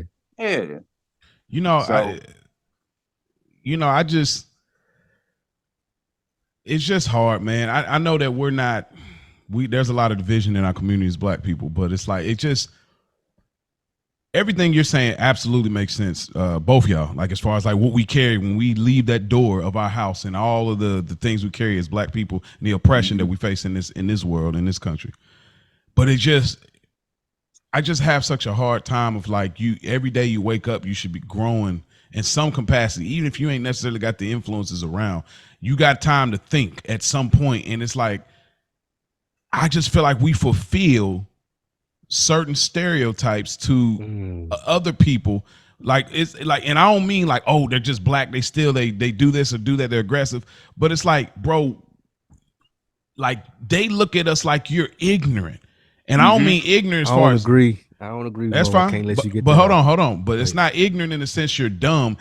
I look at it like you're ignorant as far as you don't have the complexity to compartmentalize and say, oh, this person is against me. This person isn't. This person's against me. No, you don't have the complexity as a black person to think and not lump everybody in. You're so lazy. You can't say, oh, I'm going to a Chipotle or I'm going to a food spot and because you got me messed up. If anybody mess up my order, man, I'm mad at everybody, or I'm going crazy on everybody. You don't have the complexity to actually separate, or you don't have the energy to actually separate individual to individual. That to me is lazy, and I can't stand it when niggas want to try to value themselves like I'm that nigga. You're not that nigga when you don't know how to be able to separate this person from that person. When you lump everybody in, you are ignorant nigga. So when I see that, I hate it because it fulfills the certain stereotypes that we always end up seeing people define us as. It's not all of us as a race,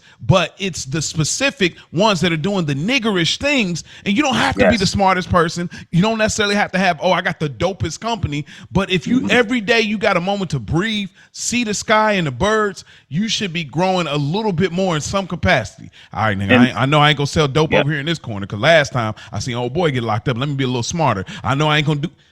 That's what bothers me with this. It's like we carry that, and you're absolutely right. We all can have that victim mentality to some extent, but then you're looking and you're telling this person, "Oh, you're black. You understand." And most times they do understand. So, okay, I'm gonna handle you in that way. But the moment that I'm trying to tell you something, you immediately, oh, you got me mad. You think I can't?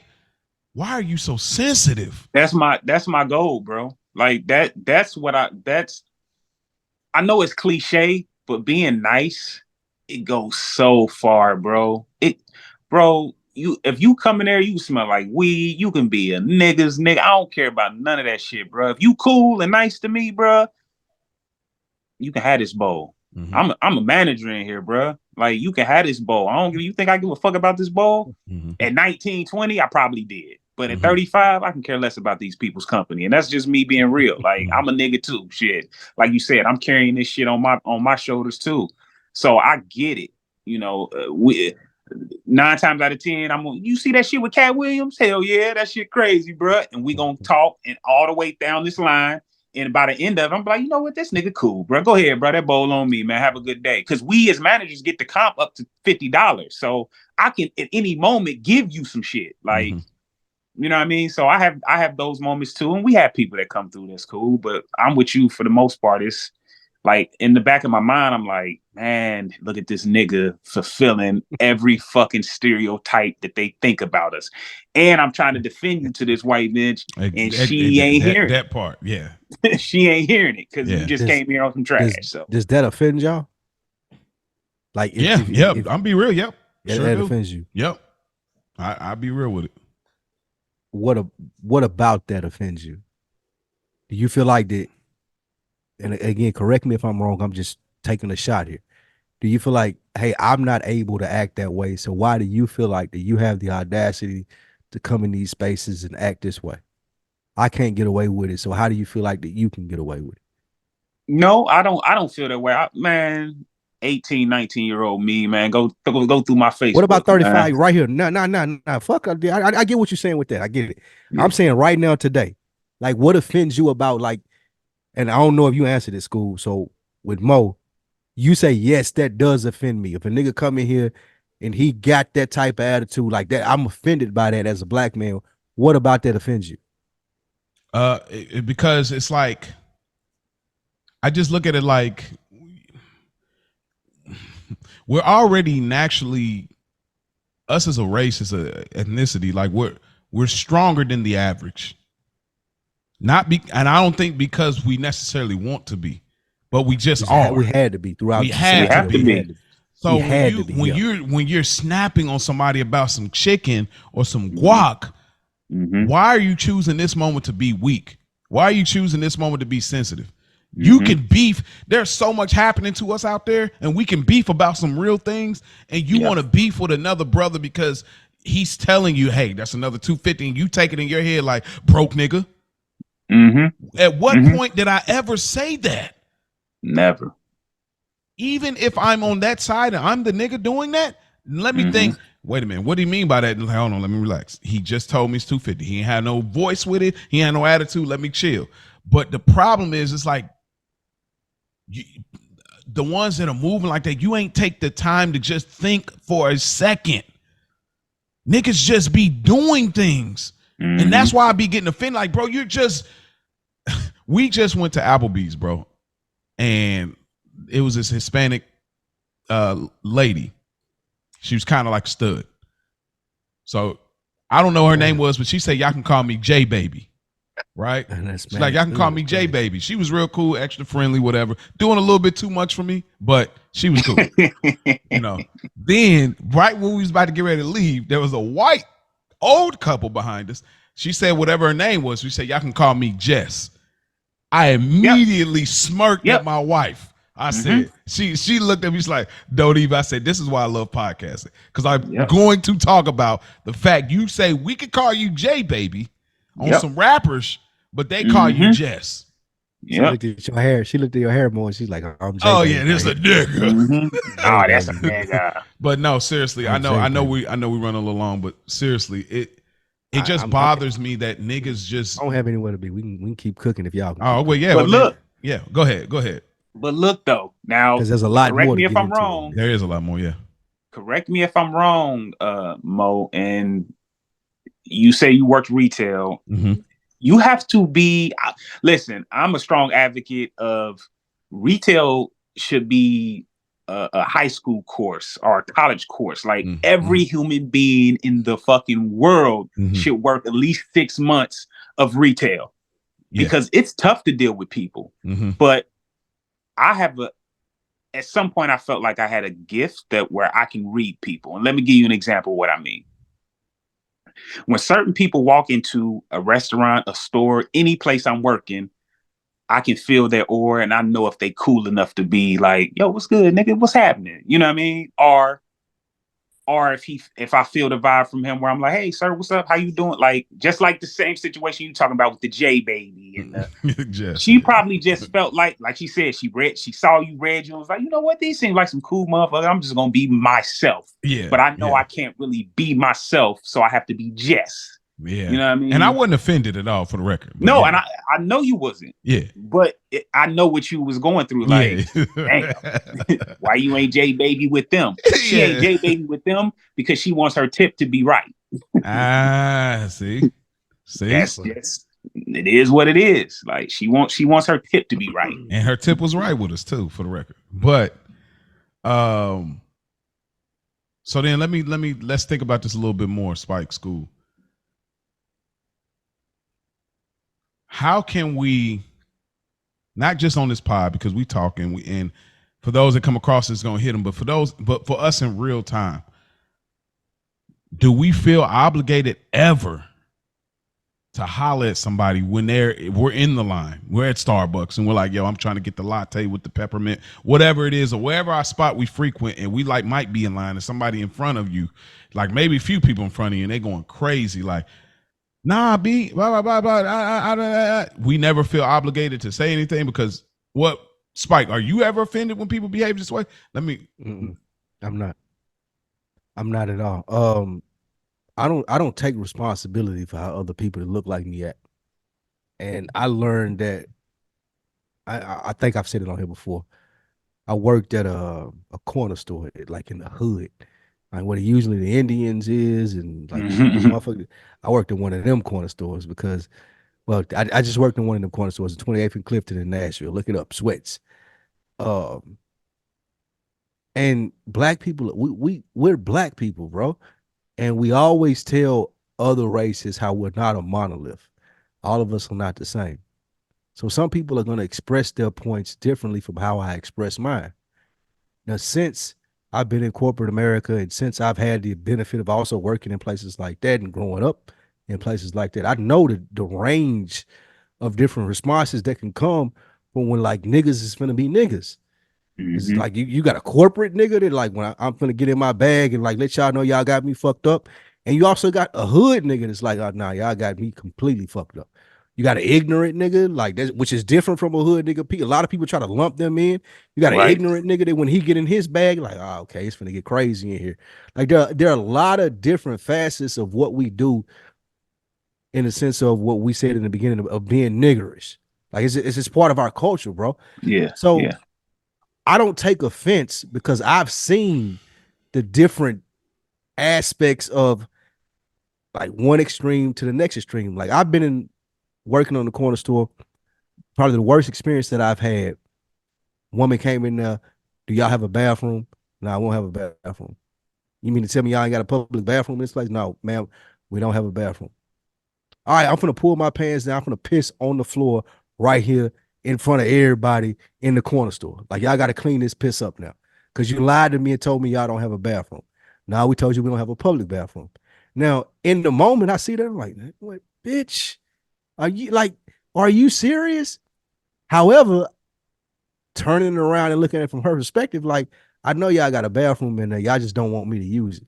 So now y'all looking at me as y'all less than. Y'all niggas got this store right here. Y'all taking our money. Y'all getting us every day for cigarettes, beer, whatever it may be, lottery tickets, and y'all can't let us use the bathroom. I'm gonna piss on your floor.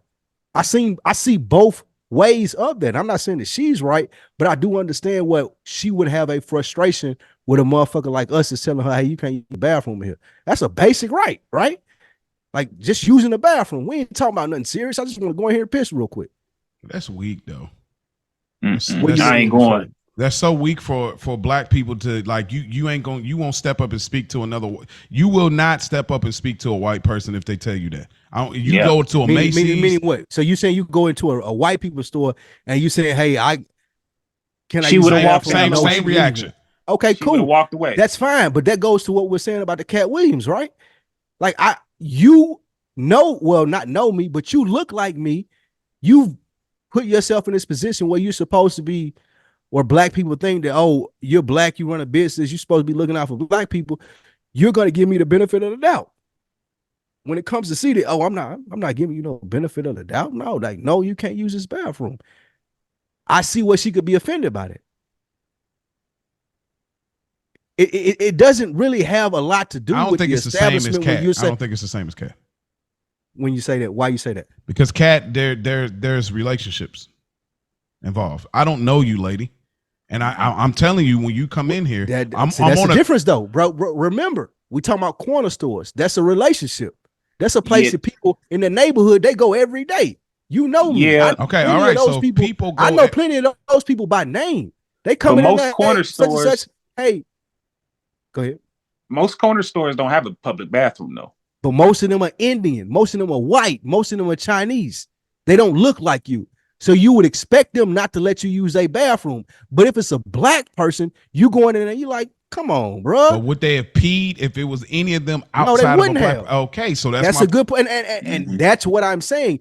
That's the point of when you walking out the back and you carrying it, like, that's weak, bro. You got me fucked up. I'm not saying that it's not weak. I'm not saying, like, I'm not defending. No, I know. I'm understanding pissing in the store at all. Yeah. What I'm saying is, I do understand the different perspectives we have as black people. When you look at them and you like, on one hand, you can be like, man, I'm totally embarrassed. I can't believe you're doing this in this airport. I can't believe you're doing this in this hotel or this restaurant, and you're ordering your food this way, or you sitting this way, or you got the tablecloth tucked this way, and that's completely uncouth, and that's not the etiquette of it. But I do understand the other aspect of it, of like, nigga, you look like me, you ought to understand it. You know why I'm doing it like this, because I ain't never had the position to not do it this way.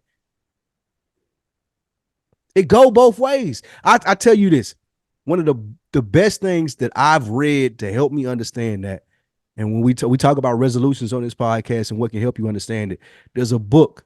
It's called Talking to Strangers by Malcolm Gladwell.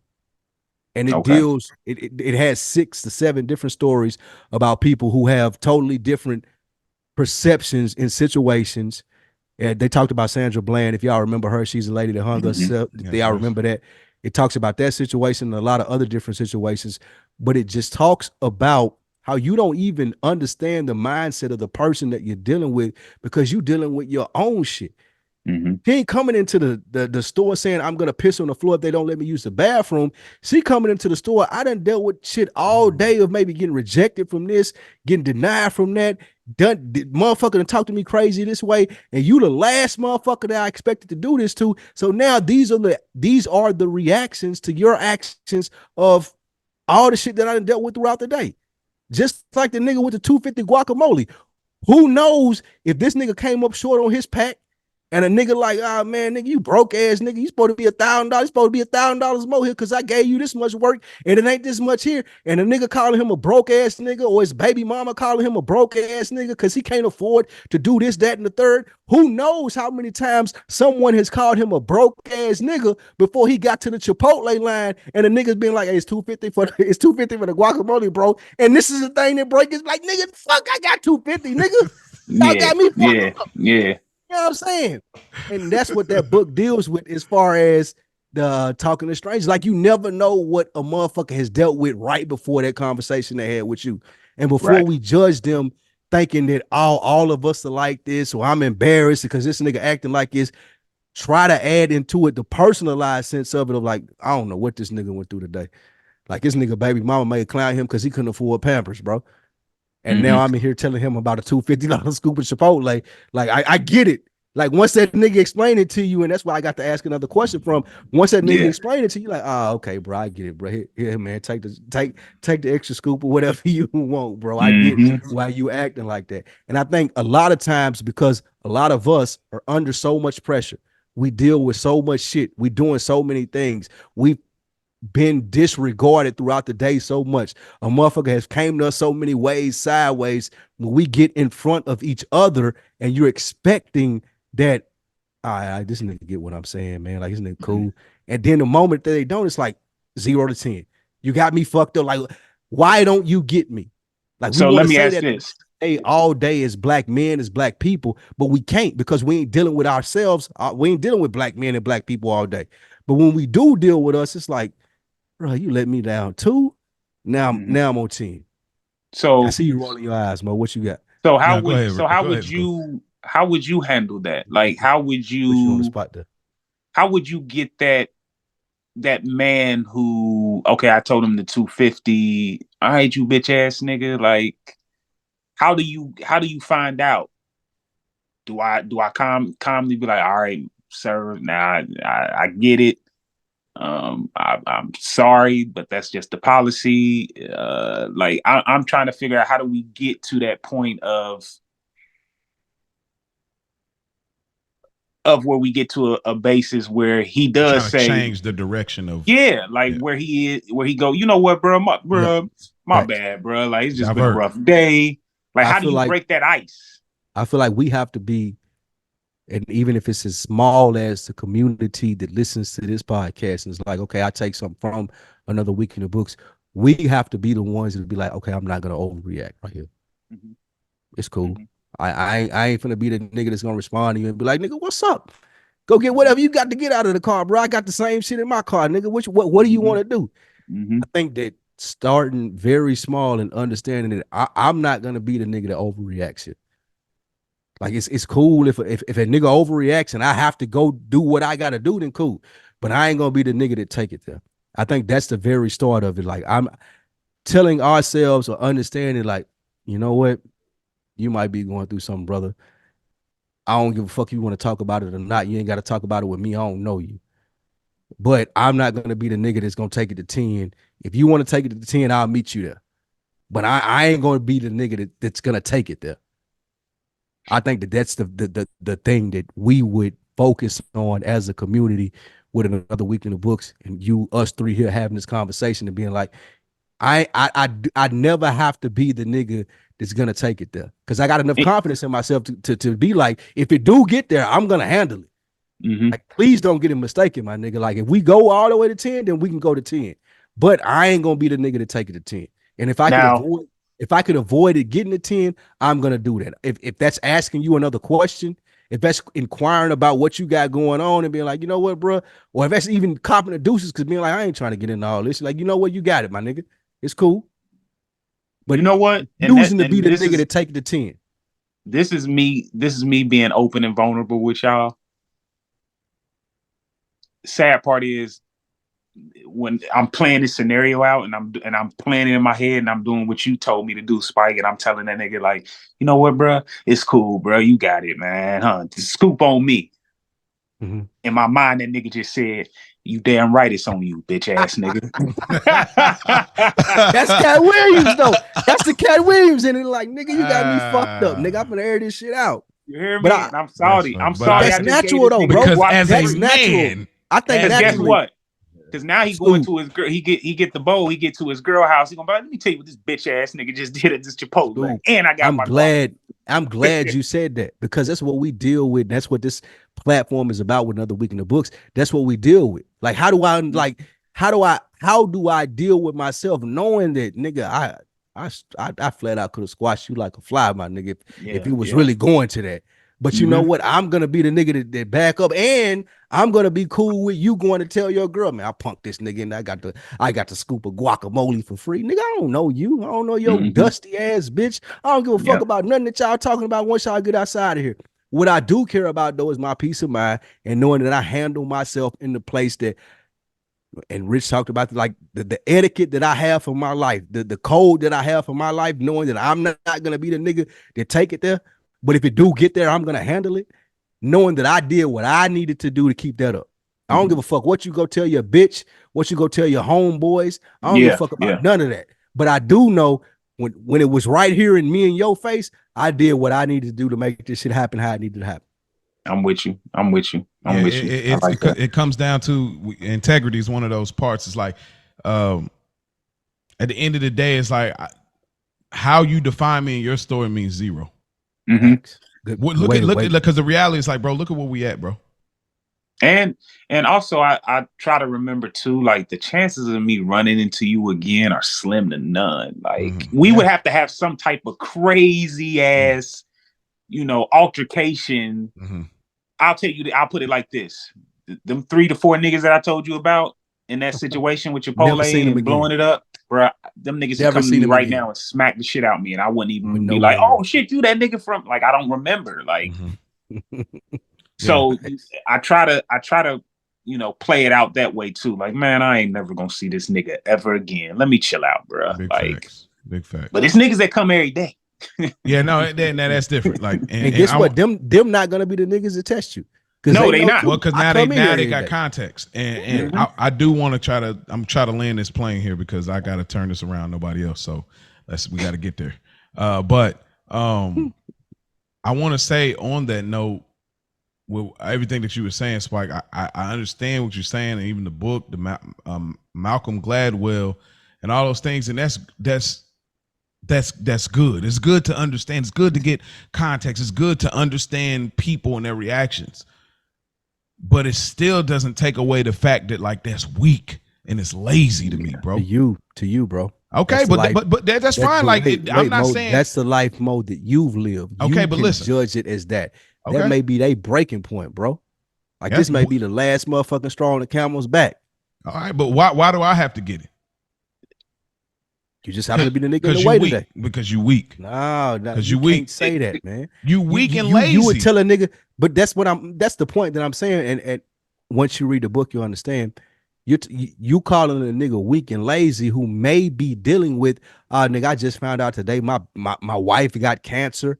I just found out today, nigga, all of my, I need 4 new tires. That's $1,000 that I don't got. And 2 so guess what you need to do? Jobs. What's that? Stay in the house, smoke a blunt, chill you out can't for a do that while. though. So now we depressed ass niggas and incels and gotta stay in the house and can't do. I hear all that you're saying. I'm saying, Mo, all I'm saying Spike, is I know what you're saying, bro. There is a room for you to look at it and be like, hey, you know what? The nigga might be going through something. Without you calling them weak, without you calling them desperate, without you calling them a nigger or calling them niggerish. Yeah. And notice I said nigga with the ER. Right. Right. Exactly. I got you. There's a lot of places that you can get to before you as a black man can call another black man weak simply for how he reacted to something just because you wouldn't have reacted that way. He may be going through a lot of different things. I understand, Spike, and I hear you completely. I got you. Don't sound like it because you. No, I got you. I hear you. You didn't sold it, bro. You got it off. I got you. However, I'm saying that in regards to, let's just put more focus on the lazy, because it's like if you could be reacting like all this, like you came and you're the last straw, but like if the person came at them in some kind of way, like, oh yeah, you the target. I'm about to get at you. But if somebody just tell you, hey bro, I just want to let you know, bro, it's 250. Just like, you know, and you go crazy and you got all of these things stacked against you. That's lazy to me, because you didn't take the time to separate. You have your own brain and you won't take the time to separate. These are just policies. These are people, different people that mean zero to you, to your situation, to your problem, and you sit there and you want to be like, oh, I'm about to go off on this, and this nigga should know. You don't even know me. You're mad because I said 250, bro. You're lazy because regardless of your reaction and your anger, and you're pissed and your depression and all of the things that are stacked against you, you take it out on me because I told you something very minuscule and small. No, that's I'm weak, taking it out on you. I'm taking it out on you because I'm going through a lot of shit. Weak. It's weak. That's the only reason. That is weak. Listen, look though, it may be to you guys. It may be weak to you guys, but again, the person who's dealing with that, y'all have to put yourself in their shoes and understand. No, I understand what they feeling. They get to. Yeah. Right. So you can't be like, oh, this is weak because you did this when a nigga tell you, hey man, my homeboy just got gunned down. So I'm to blame. I'm to blame. You're not to blame. Okay. But you the nigga that's giving me conflict right here in this moment where like, all right, now I got to flip out on somebody. Because I ain't got nobody else to flip out on. And you the nigga that's telling me it's 250 for guacamole. Oh, so your homeboy get killed. In the fucking bowl, bro. Bro, no. Your homeboy get killed and you're mad. You want to take it out on me for 250. Yes. Nigga, grow up. Yes. Nigga, grow up. Guess what? But that's not weak, though. That's just dealing with circumstance. Nah, bro. The judge gonna put your ass under the jail. Judge don't give a fuck about none of that. Come on, bro. Like you're going. I'm not saying that he won't, bro. I sympathize with people's feelings. All I'm saying is like, here's what I'm saying. Even if they snap, let's say they snap on you for the 250, and you hold it in, you hold it down. We get all the way to the register after doing all the toppings, and they say, "Hey, bro, my bad, bro. My bad, bro. It wasn't even." So now he can call you weak. Now you weak. No.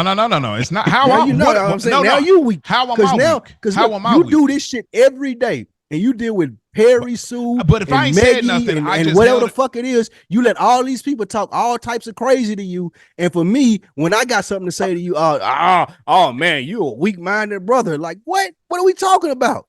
Wait, what are you talking about? You let about? all these people talk crazy to you. If you working in this spot, I'm sure that you get this all the time. I'm not the only nigga that did it to you. You just feel a certain type of way because I look like you and I talk to you that way. All right, we both weak. Different from any. Okay, that's all I'm saying. But really, honestly, the person that takes it in is strong, not weak, bro. Like, come on, don't play like that. I don't know what type of judo science. Nah, bro. The person that can endure that type of level of conflict all the time and still keep their composure, that's strength. That's not weakness, bro. Like you can't call it. But the weakness part of it is you calling me weak for it. When you sit here and you deal with it every day and you know how it is, and I just had this moment where my character may have been flawed because I'm going through a lot and you calling me weak for it. I may not be a weak individual. You may view me as weak because you think that I'm reacting to you off of some bullshit when it's really some real shit going down in my life. Spike, let me ask this question. I can call you weak for that, right? No, bro. No, like you're trying it, but it's not going, bro. But go ahead, Skool. My bad. Spike, let me ask this. Have you ever worked retail? I have, man. I used to work at Walgreens. I worked at Kroger. You say you work at Target, didn't you? Walgreens is my retail job. Okay. I don't know. I said Target. I'm just curious. Target, I didn't really work retail. It was like more in the field, like electronics and shit. But yeah, it was Target. Oh, okay. Got you. I worked retail before. Okay. And I get it. Like I dealt with assholes, bro. Like I worked when I worked at Walgreens, it was in one of the richest neighborhoods in Nashville. Like right out, it was a suburb of Nashville called Bellmead. I was a nigga. Like, bro, I had gold teeth, diamonds in my gold teeth. Like, I was a nigga. You should see the pictures. Yeah, there's just some pictures somewhere out there. Like, I was a nigga. Yeah. And it never was I'm trying to be someone else, anything like that. I just went in there. It's all I know, nigga. It's where I'm from. Like, this is what we do where I'm from. Just so happened I have a job out here. Yeah. But I've definitely dealt with those situations in retail in that area. It was mostly rich white people. Like, man, you got me fucked up, nigga. Like, yeah, like you got me. Like you have no idea of the levels of fucked up that you got me, bro. You know what? You know what? And you know what I know. I've never worked in fast food though. I've never worked in fast food at all. You know what I know? What you experienced in that rich part of when you was working in Walgreens, white people not putting money in your hand. They put it on the counter. I hate that shit, bro. And that was one of the biggest disrespectful things you could do. Condescending. And you got your hand out. Yes, to take the money back. That's more disrespectful for me in any day than a nigga being like, this, that, and the third. Like a nigga saying anything, motherfucker just sitting their money down like, my hand's too dirty for for you to put money in it. Like it's that's why I am very grateful for how technology is turning out with where you can just do the card, Apple Pay, and most people don't carry cash anymore. Hit that machine, bro. Man, that was always one of my biggest pet peeves. Is that is the biggest pet? That's that for me. That was the biggest pet peeve in retail.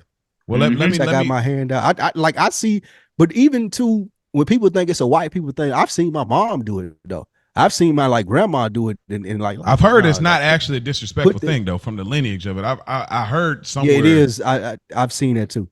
Where it's like they don't want to, but working in retail as disrespect, just like we would take it. Yeah, nigga, it's $1.20 for the guacamole as disrespect. Right. So, well, let me put a bow on it like this before we get out of here. Spike, Skool, I'm gonna leave y'all with your last statement here. Everybody's gonna carry themselves how they're gonna carry themselves. So no matter what we say, they're gonna do what they're gonna do. We're not the definition, we're not the default for how, or we're not the controller of how black men, black people in general, humans should carry themselves. However, if we're speaking to our community and just something you would like to see in this regard, that's the way I'm gonna phrase it. What would you like to see in our behavior as far as how we carry ourselves in these spaces? I'm gonna throw the ball in your court first, Skool, before we get out of here. All right. Thank you for that. First off, thank you for having me. I love this. I love y'all brothers for this podcast. This is a beautiful thing, and I'm hoping to come back sooner than later. But one of the things I want to see is just, man, just that greeting. You know, when you walk into 9 times out of 10, when you walk into a restaurant or any type of retail spot, they speaking to you. Hey, what's up? How you doing? Welcome to City Gear or Foot Locker or such and such. Man, speak back, man. Hey, how you doing? What's going on? That shit can change a nigga's day. Like you said, Spike. So when nigga going through that is true. That shit can change a nigga's whole mood. Like, damn, this nigga actually care. What's going on, bro? How you doing? Well, actually, I ain't doing too good, man. Shit, what's going on? Well, shit, we got this sale on this over here. Shit, maybe that is, like, I just want that backpack that we carry. I want them niggas to know I carry that backpack too. We might can unpack this bitch together and see what's going on, because we might have some similar shit going on. You feel me? Just get to know a motherfucker. That's all. Be nice. It goes a long way. I know it's cliche. It's cliche as fuck, actually, but it really does go a long way. I'm telling you, I've every week that I work retail, once a week, I have a customer or a guest that makes me go, damn, this is why I do this shit. This is why I do this shit. That lady right there, sweet as pie. She's the reason that I continue to have hope for the fucking world. So we just need more people like that. What say you, Spike?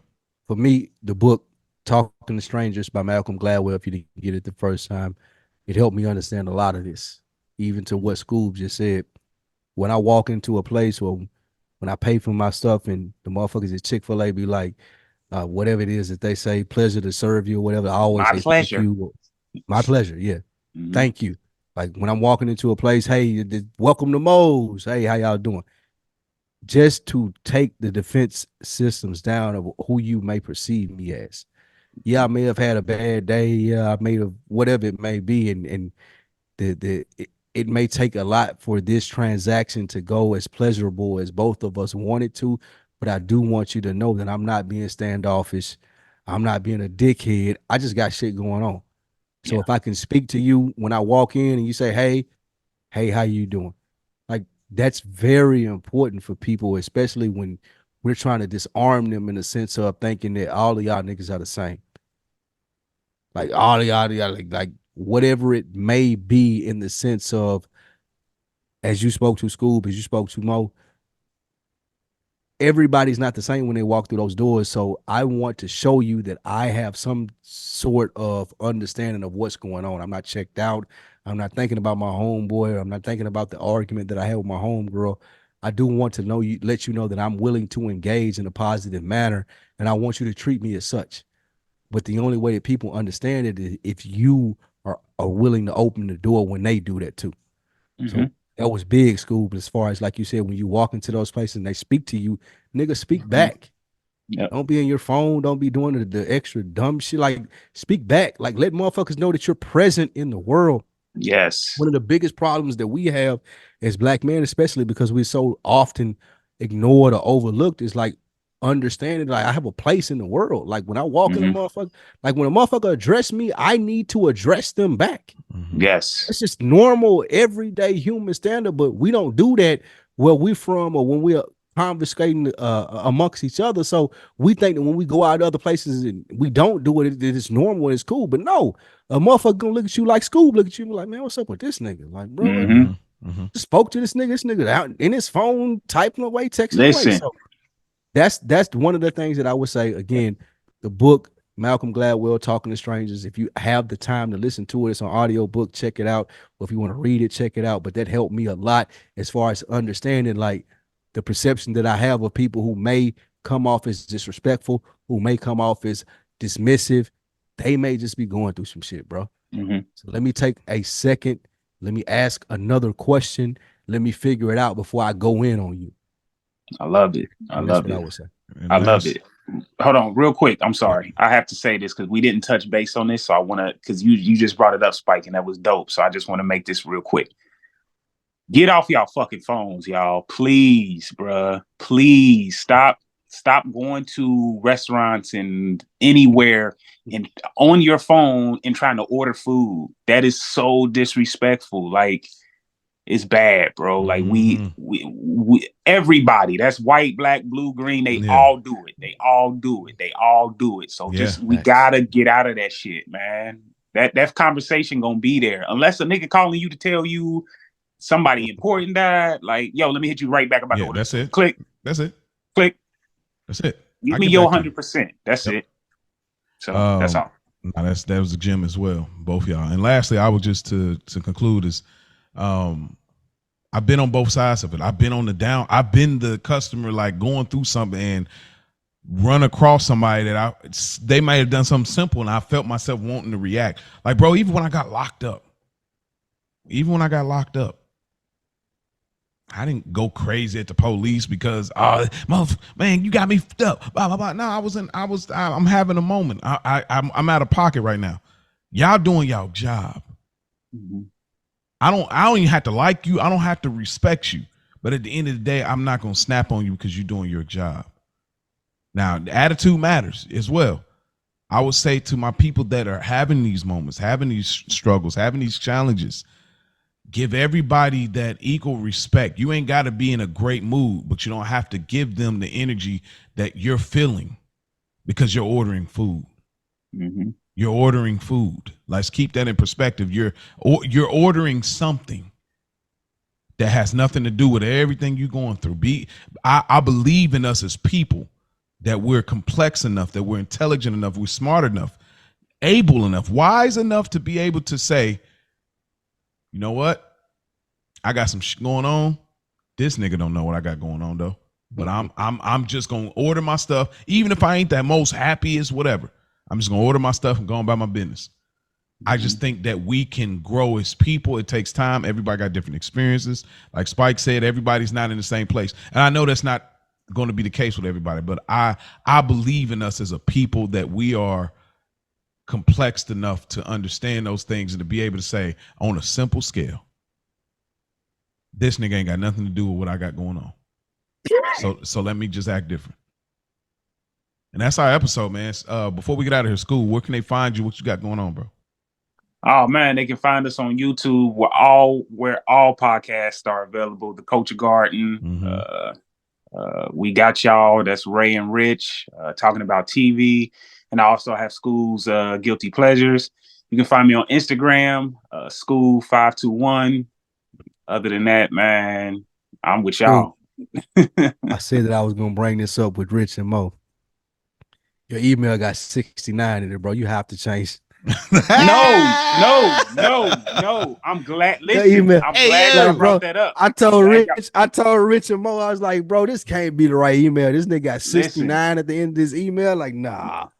Ask me when my birthday is. He told me you gotta do 06. You gotta do 0609 or something, bro. You get into this media space. I've been in it for a while. Like, trust me, change that 69. I gotta change it. It can't be 69, bro. Motherfuckers gonna think you got like an OnlyFans account or something. Even when I get my email to a job, I'll be like 69, but that's my birthday. That's my birthday.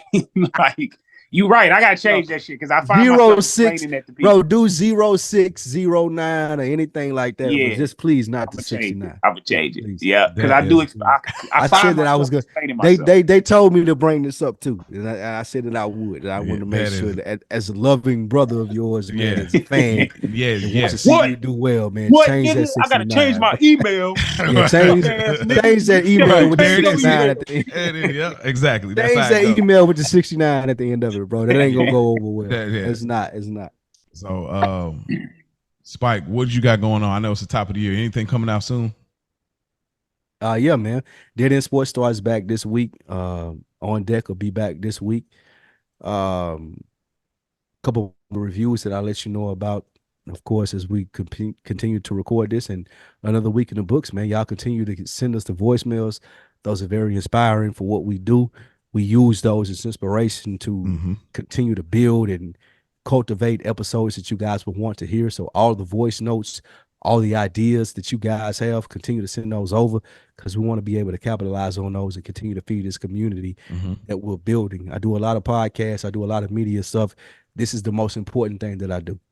And I don't say that lightly means a lot at all. When you say that to me. Absolutely. Like this is the most important thing that I do because not only because of how it makes me feel talking to Mo here every week and when I'm able to have great guests like Schoolbone, but just in the sense of the feedback that I get, bro. Like the feedback that we get from this, like I have homeboys that I grew up with that we've never had conversations like this, and they'll tell me like, bro, I love what you're doing. Like niggas that I wouldn't even expect. We had a reunion. I didn't get to talk about this at the top. We had a reunion of our neighborhood. Like just people that all grew up with us, all us older now, damn near 40, and just reminiscing about the times that we grew up. And a couple of them pulled me to the side and they're like, bro, I listen to the podcast, but this shit's therapeutic. It's helpful knowing that I know you and I know how you grew up and I know what you've been through, and to be able to sit here and talk about these things and me to get something from it. Like it meant the world to them and it meant the world to me to be able to hear that. So again, this is one of the most important podcasts that I do, if not the most important podcast that I do. So continue to feed into this, man. And we want to make this as big as possible. Mo, what you got? Yes, sir. I echo those same sentiments, man. It is the most important podcast that we do. I agree. It's been a great journey. I check that out. Good Earners every Monday. We just put out our first episode this previous week. Funny episode. I listened to it. Hilarious as always. So go get something that's a little more lighthearted, man. Y'all can check out Roll, the audio drama series. It's 3 seasons for free. Working on the audio book. It's already written. I just got to record. That's it. I got to record, put it out. It's written. So y'all stay tuned for that. But in the meantime, y'all can subscribe to that. Y'all can find us Another Week in the Books on Instagram. Y'all can email us awitb2022@gmail.com, or y'all can even text or leave a voice note 470-318-5034 470-318-5034. It is in our description, all that good stuff. Skool, thank you for being on the show with us, and you are now part of the this family. He's an He author. got writing credits. He got writing credits. He got writing credits. He got illustration credits. He's a character in this thing. So, man, we'll be staying in touch, man. We might even have to expand and open you up into the group chat, and you know, so we'll be in it. So, man, thank you so much for being on here, man. We appreciate you, man. Thanks for having me. I appreciate this. Like I said, I tuned in a little late, but I've been rolling ever since. I love this pod. This is needed, bro. This is needed. Thank you. For sure. Thank you. Thank you. Thank you. Yes. That's it. That's another week in the books. We yes, out. sir.